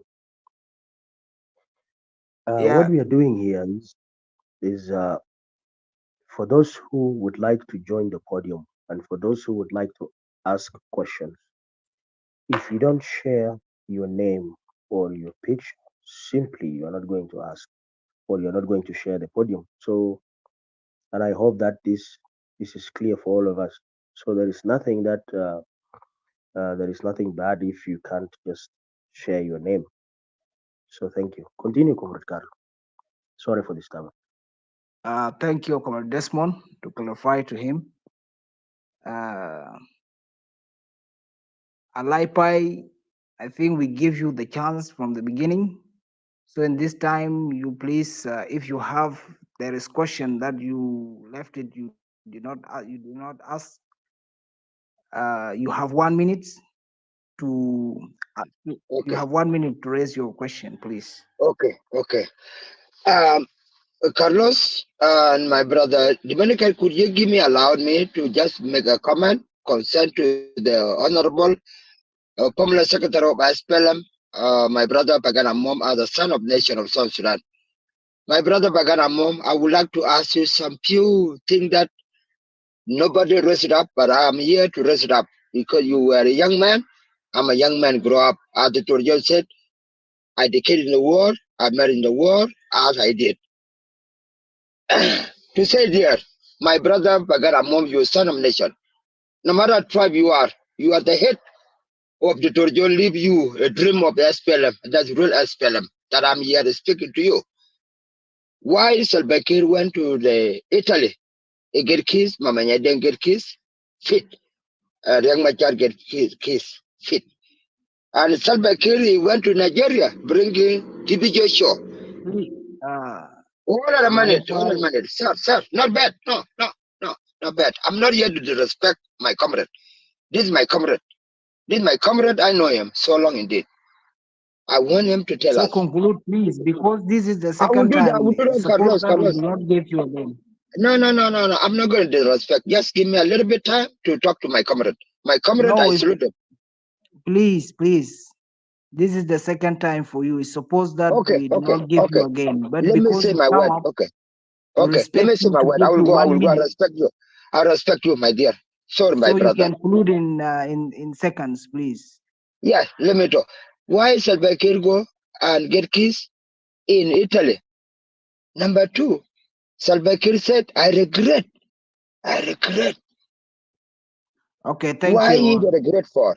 Thank you. I'm Thank coming. you. Let me say, my dear. Let me talk to my comrade. This is my body. This is my body with shit. Sorry to drop you down a lie by, because already you take the chance and we give you another chance, but it's just that's why we drop you down. So sorry for that. Captain, you Yeah, have 3 thank, minutes. You have yeah, 3 minutes, please. yeah. Thank you, and thanks, Comrade Pagan, for being here. I just have a simple question here.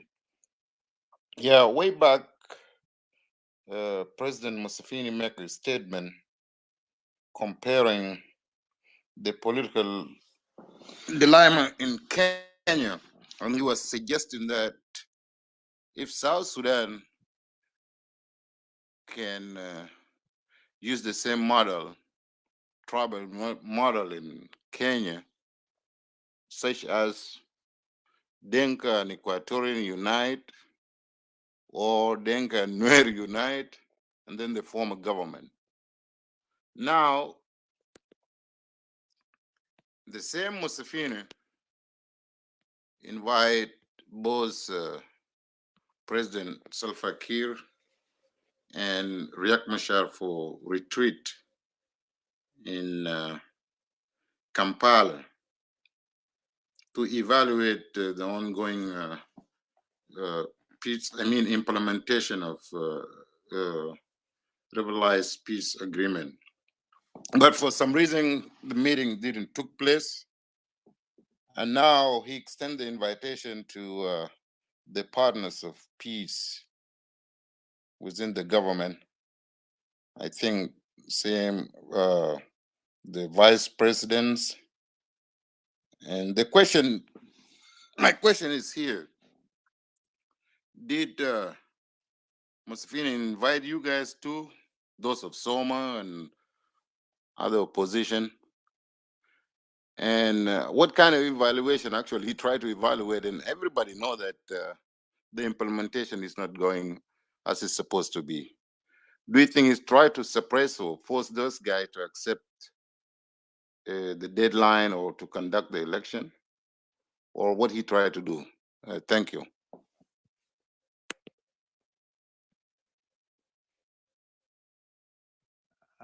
Thank you, Captain, for the question. Now the turn is yours, Dr. Kimo. So you are welcome. Okay. Thank you so much, the moderator, Carlo, and Comrade Pagan, and the rest of the audience or participants. Actually, it's a great pleasure to be part of this conversation, which is tackling a very important a topic which is currently circulating in the media. For those of you who may not know me, I was part of a team recently, or maybe around October. We had papers published on the African Conflict and Peace Building Review, which is published by Indiana University Press. And we're trying to look into the implementation of the RCs. And for myself, I was looking at chapter 4 of that particular agreement in terms of to what extent the economic reforms were implemented, because that's the whole idea of including a chapter in the agreement to address these issues. But what I wanted to share with you, I just wanted to share with you a couple of views, in particular related to the issue of elections. First of all, the whole issue lies with the agreement itself, the way it was brokered.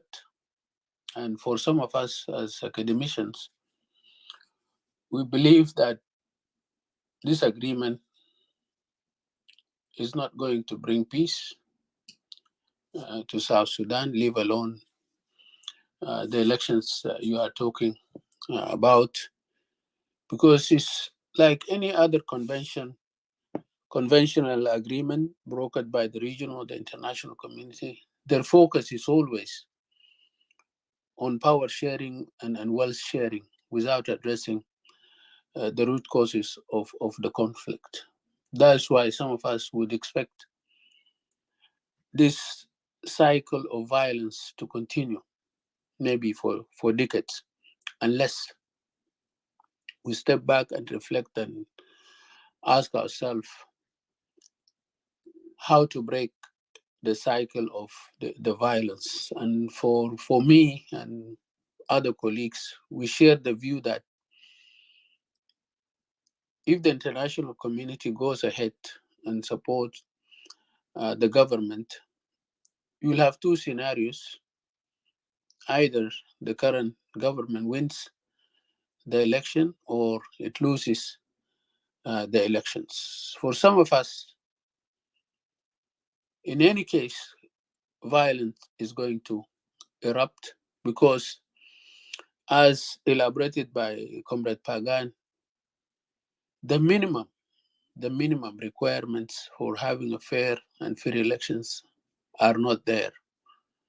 So automatically, the opposition will be doubting the results in terms of rigging or violation of the voters' right or interference on the part of the government in the whole election process, and this will prompt the opposition to go violent. And if on the other side the election is won by the opposition, also this will agitate the current government, or especially the SPLM in government, and will let them also resort to violence. And it makes it really very tricky in terms of how do we break the cycles. And it is very unfortunate that our leaders don't listen, or they always like to learn the hard way. And to me, it's not the first time for South Sudan to come out of conflict with the North. Okay, we had a conflict that erupted in 1955, and we reached an agreement in 72. So when the government was formed in 72 by those of Abel Aller and Joseph Lagu, they believed into the ability of the technocrats to carry on with the function of the government. And that is why that period was relatively smooth, apart from the intervention by Nimeri in '83. And I just would like also to inform you that some of us were concerned since the CPA and even before the CPA.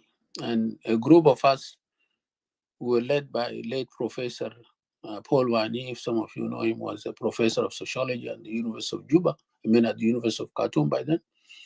We were part of the project that aimed at creating a database for South Sudanese professionals, whether inside the country or outside the country. And the whole idea is that we wanted to help the government. If peace comes, if an agreement is signed, then we'll have a ready list of technocrats who can run the government. And that was our initial, as academicians, that was our initial proposition when the CPO was started in 2000, because the period was six years. And what we suggested is that, okay, why don't you allow the first 3 years, the government in the South and even in the North to be run by technocrats? Okay, selected South Sudanese in different fields to run the government. And it's not about running the government, but having the capacity to build institutions and establish rules and regulations. And by that time, SPLM would have had the chance to train whom they consider to be their own cadre within the first 3 years. So when the first 3 years are over, would have established a system, and then at the same time, SPLM would have established its own cadre who are competent, who can run, and they could have taken over, and we could have had a very smooth CPA era. Nobody listened to us, and unfortunately, by the way, it's not those of Pagan who are initiating, maybe it's amplifying the idea, but the idea even came up even in Juba during the celebration. I remember of those of you who are aware of Al-Masir by that time, after the first conflict of 2013, 2015, people came back and we had that big gathering in one of the hotels in Juba, the one that was owned by Amin Akasha. And that is the time we made that proposal again, that it is very important for us to have a government formed by technocrats, and that will give the leaders, okay, a chance to go and prepare their programs, to go and prepare their parties and go for elections. So it is very important for us to reflect and ask ourselves genuinely whether the environment is conducive for elections or not. And everybody knows that the elections, and this is very clear from the presentation which was made at the UN Security Council last week on Monday. Although they didn't make it very clear that it's not possible to have elections, but they made it a point that there are two Please, options. Either things will go normal. please try to cut it short. Yeah. Sorry. Yeah. So yeah, I'm cutting it short. But yes, I want to make a conclusion by making a proposal. All right. And to me, before I conclude, to me, the whole idea behind conducting election, because the time of the regime has been extended in many ways, even through bribing the legislative assembly, and they have run out of all options. So the only thing is to have this election by hooks and crooks to justify their continuation and in power, and it's not going to work. So what I'm suggesting, and now to particularly to Comrade Pagan and other in the political arena, let's go one step ahead and formulate these ideas, because it's very important when you put it in writing and make a lot of presentations to the international community or to the regional bodies, so that they understand these are the views, and it will be very important also to counter the views of the government. So thank you very much. If I prolong, I apologize for that, but it's a pleasure to be part of your conversation. Thanks so much. Thank you, Dr. Kimo, for your inputs. Yeah, they are valuable. We are happy also to have you here. We are sorry to announce that we have less than 30 minutes because also the recording is going off. The time also, we are running out of time. Comrade Chairman, you have 10 minutes to answer the questions, and then you have some extra 5 minutes for the remarks. And then we'll try to close the room because the replay time is almost off. Thank you. You're welcome. Thank you very much. Well, I'm sorry to my comrade Ali Abai that he had to be forced down. I am sorry that happened to you, but you can call me. You have my contacts. You can share with me all the things that are burning us, and I know what the cost you have paid as a person, and on this and that can be even seen in the way you are speaking, or can be felt by the people. I know you spent your youth and life in this.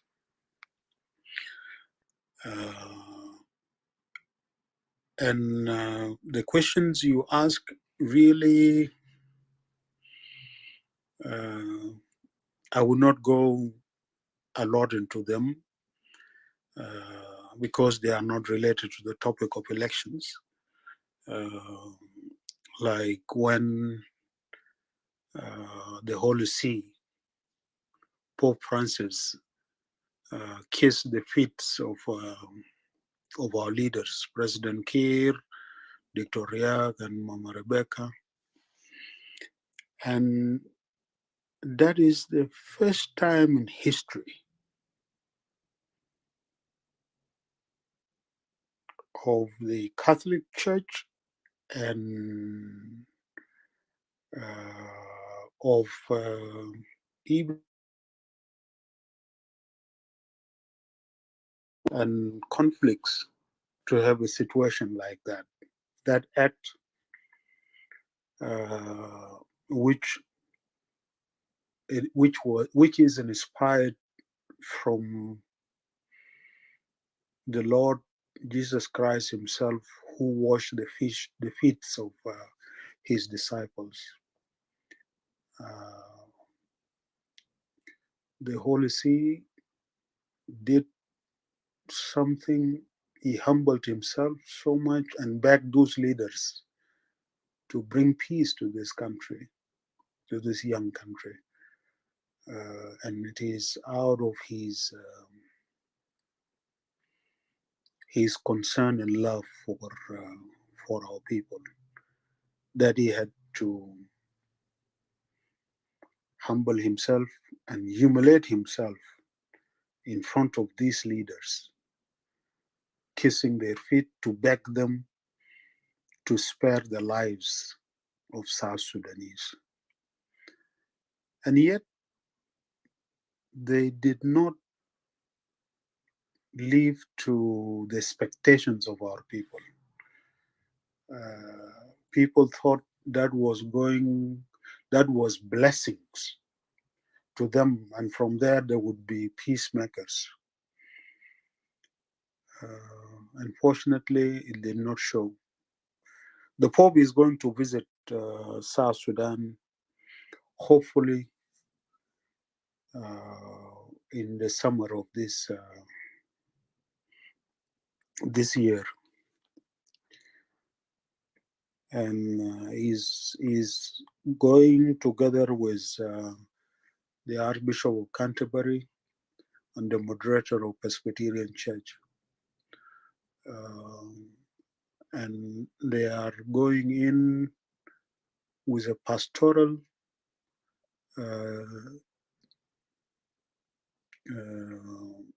visit and tour. And of course, it has political implication on issues of bringing peace. Yet this peace is not even being built. And we are engaged, of course, with the government in Rome talks. The government withdrew from the talks And now they have come back. They said they are ready to talk with us again after they left. We said they are welcome. We are ready to continue to talk with them to address the root causes of the problem. We remain hopeful that this will lead to some understanding around some of the ideas that we have been discussing here. On the question of, I will not go for bringing in the TB Joshua. After that, that case, I don't want to get into the philosophical or religious debate and discussion. That is not my area. Now, on the question of why was the retreat in Kampala, the question by Captain or Adu,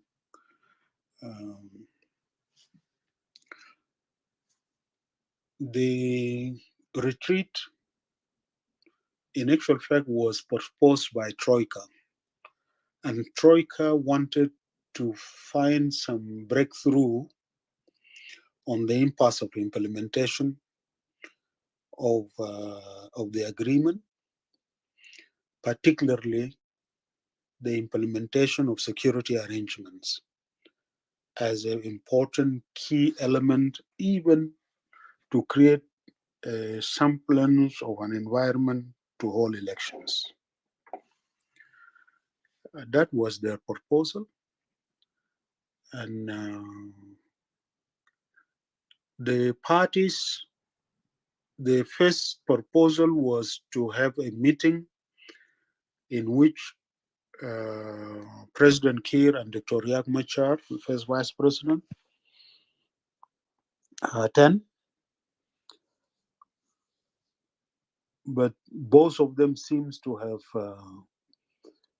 developed problems of the way the idea is made for a retreat, whether it should include others, and whether even the invitation should go to the parties or should go to the president, and then the president will be the one to invite the others in the government. So there was this discussion, and the environment also was not that conducive to hold those meetings because things were not going well, especially between the two main parties, with Kitagwang and other developments which were happening, which were being seen that this is also attempt to destroy each other. So that was it. The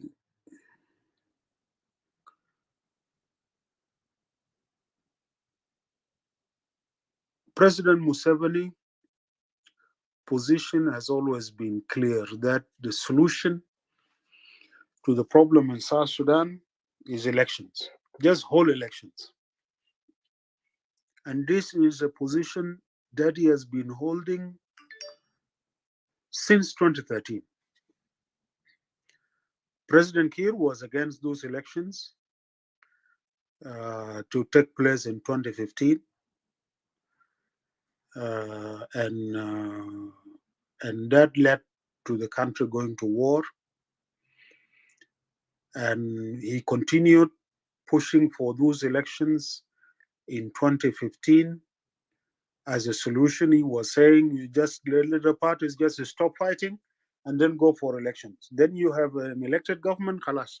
That is a solution.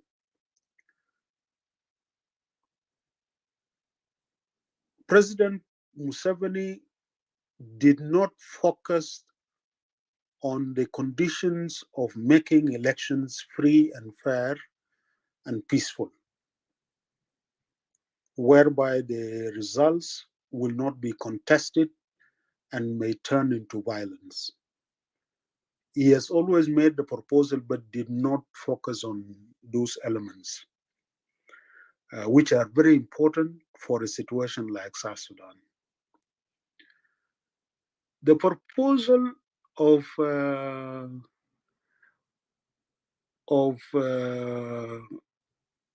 using tribes or tribal alliances as an alternative for South Sudan, and President Museveni talked about coalitions of tribes in Kenya. It is very important for South Sudanese who are receiving this proposal to know that that type of electoral system, which is based on tribal alliances and not programs and not agendas that lead to unite the country, has actually landed Kenya into a lot of problems, including problems of massacres of citizens, people killed because of their tribe, and Kenyan people have lost a lot because of those divisions, even though these leaders, after they instigate their own supporters to kill each other, they unite, and sometimes they can even form alliances and form governments.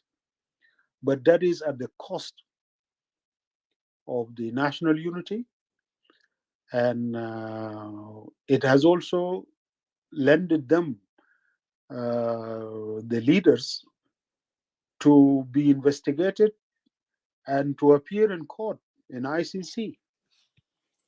And I don't think this is what we want in South Sudan, to have our next or the future to be troubled like that. And the Kenyans are also now learning that maybe there is need to break those tribal alliances by creating new understanding, including what they call now building bridges among themselves as their own unique way of reconciling through this problem. But still, the problem continue to be there, and it has not helped Kenya, though Kenya was stable for 24 years, but that was under a one-party system that ruled with an iron fist,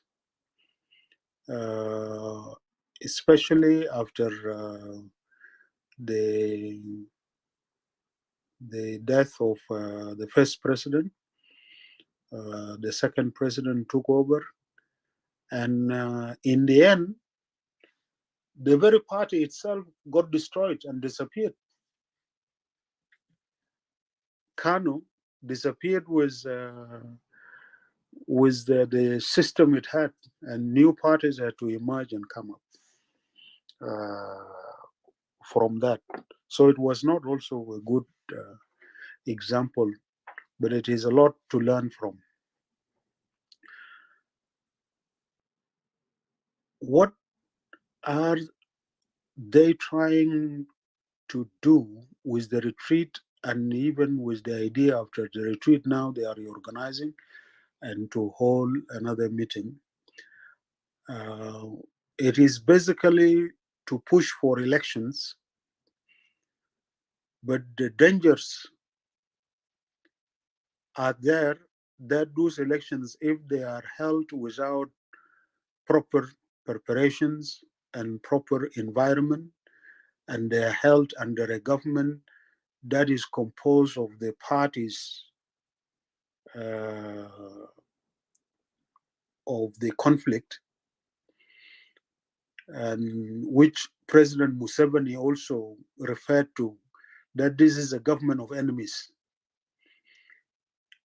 And you can see how they are undermining themselves, or at least the SPLM-IG is undermining SPLM-IO in a big way, even in the process of implementation and recruiting from them. It will not end well. It will not end well. Maybe the international community are tired of South Sudan, and now their focus is actually somewhere else.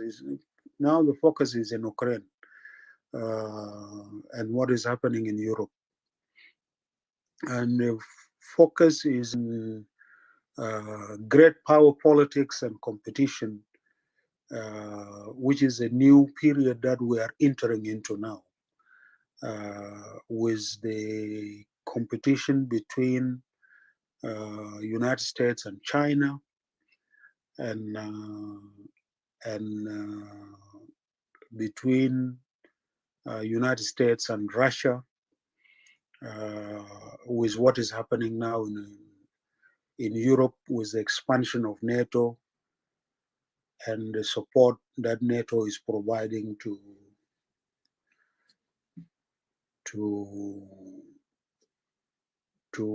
Ukraine against the invasion by Russia. This is a new time, and people focus is elsewhere, including focus is on climate change. It has been on pandemic, and South Sudan is way out of the radars, and they are just exhausted from it. They are exhausted even to provide humanitarian assistance that is increasing every year. Billions of dollars are pushed into it, and there is no stability that can make our agriculture recover and our people to produce their own food and be weaned out from this. So this is something, if you can push it under the rug by holding whatever type of elections, the better. The functionaries want to go somewhere else, and you can even see that the media is not now having any space at all for crises that are happening in South Sudan, like this huge threat of famine that may affect 6.8 million South Sudanese this year. That is the context, and that is what they are trying to do. Have we been invited? In actual fact, I just received a call yesterday from one of the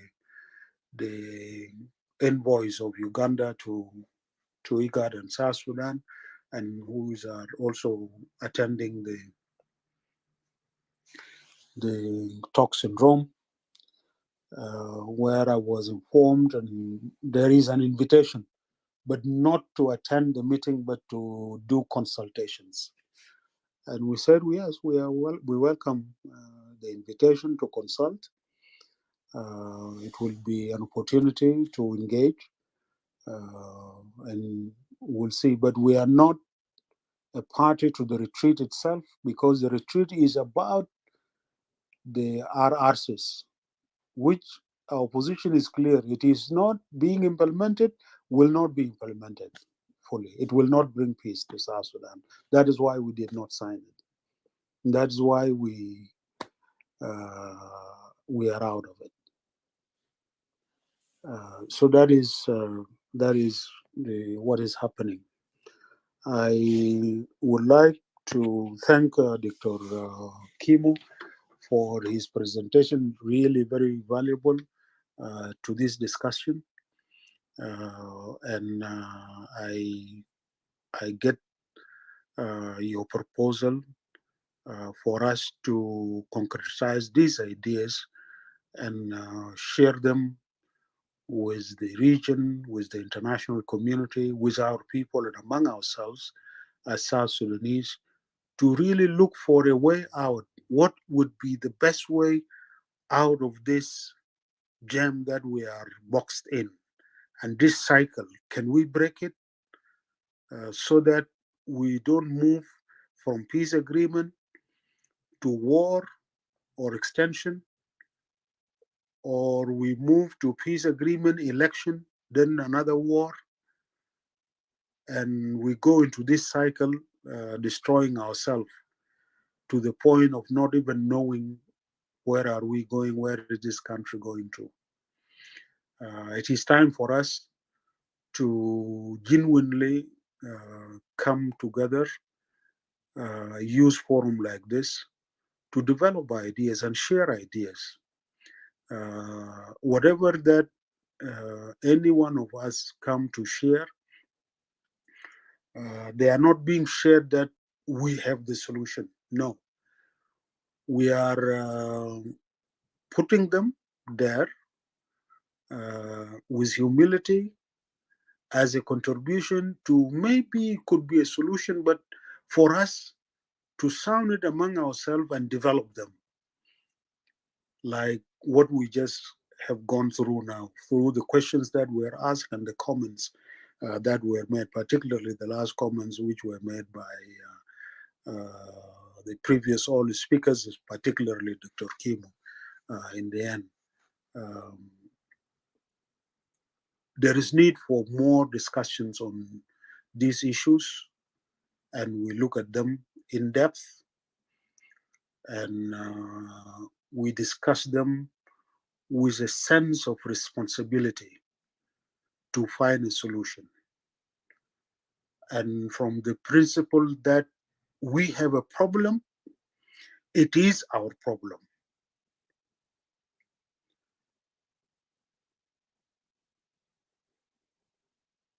It is not a problem between us. This is a problem confronting us. We have a country that is in self-destruction.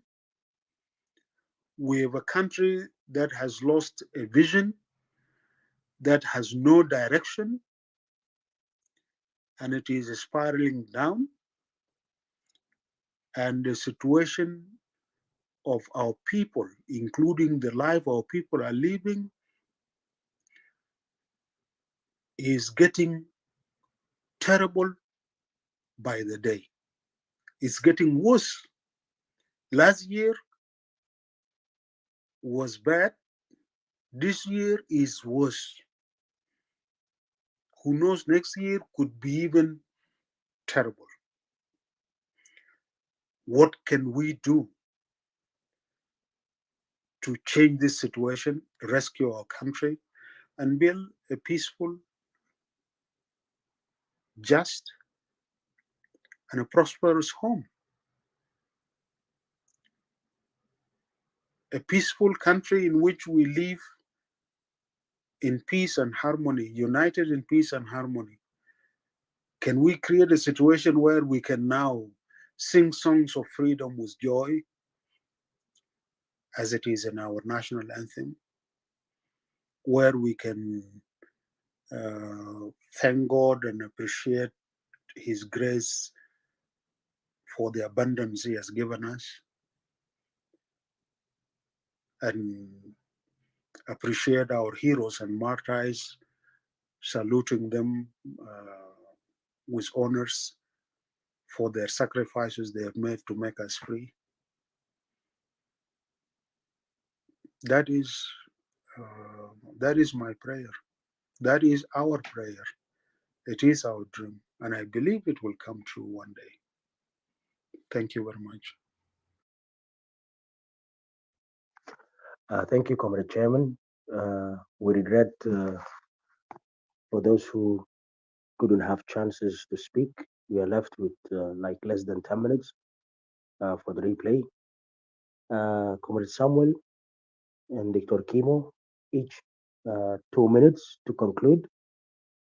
Please, 2 minutes, because we are closing on the replay's time. Comrade Samuel, go for your 2 minutes. Then we shift to Comrade Dr. Kimo. Thank you very much, Comrade Doshman, Comrade Bit, Carlo, and Mr. Chairman, and also our lecturer, Dr. Kimo Dibo. For the long time, my brother, Dr. Kimo, I did not hear your voice, but I am glad today to hear you here, and I thank you for that wherever you are.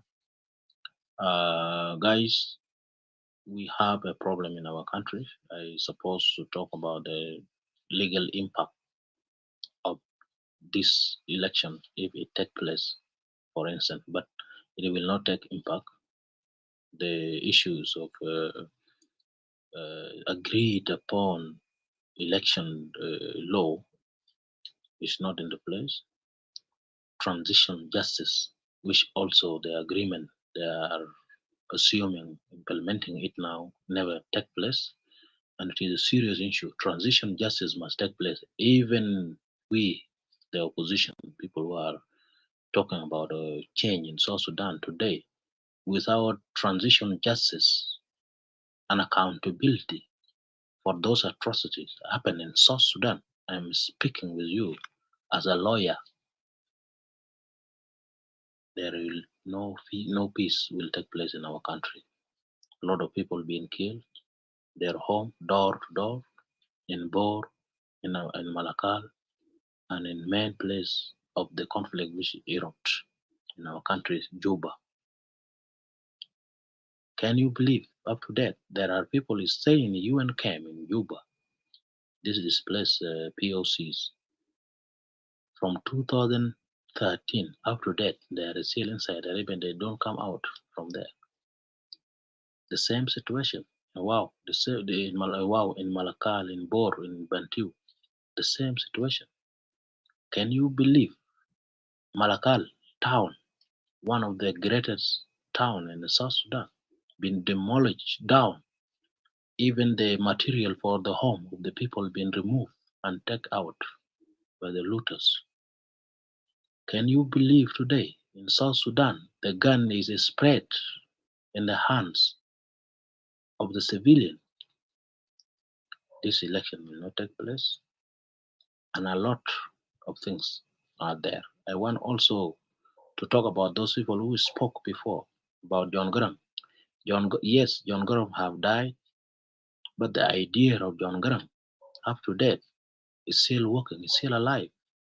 Even when we saw his picture in profile of some comrades, it is a great pleasure for us to honor him for what he have sacrificed and put himself through until today. We have South Sudan.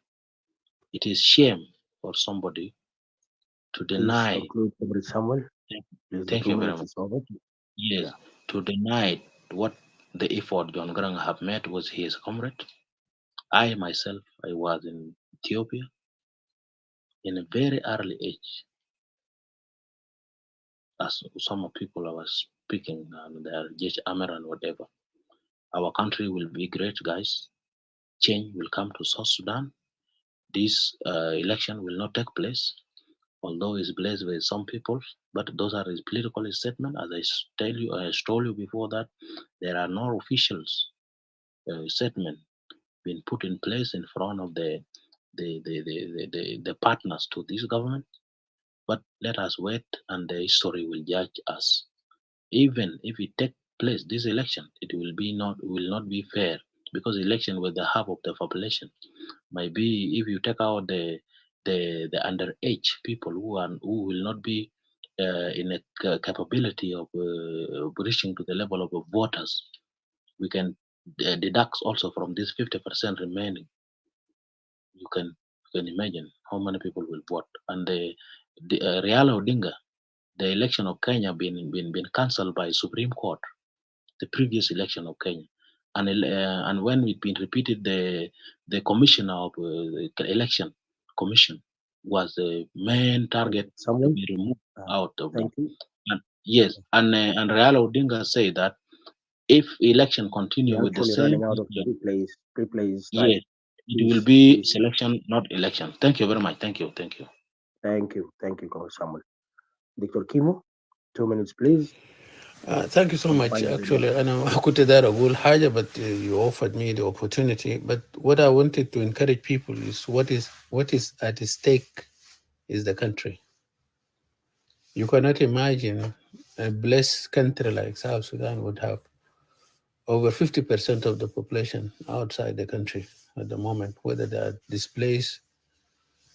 And South Sudan, really, when we took independence in 2011, were far better than any other African countries in terms of our human resources, in terms of our physical resources. I strongly believe that we can still make it. And my final point is that, as I put it earlier, it is very important for us to articulate why election is not the best option at the moment. And there is a lot of literature on that, and we have a lot of experiences. As he put it, Comrade Pagan, that the example he mentioned, the example, what is happening what happened, and I was in Nairobi when that crisis erupted after election.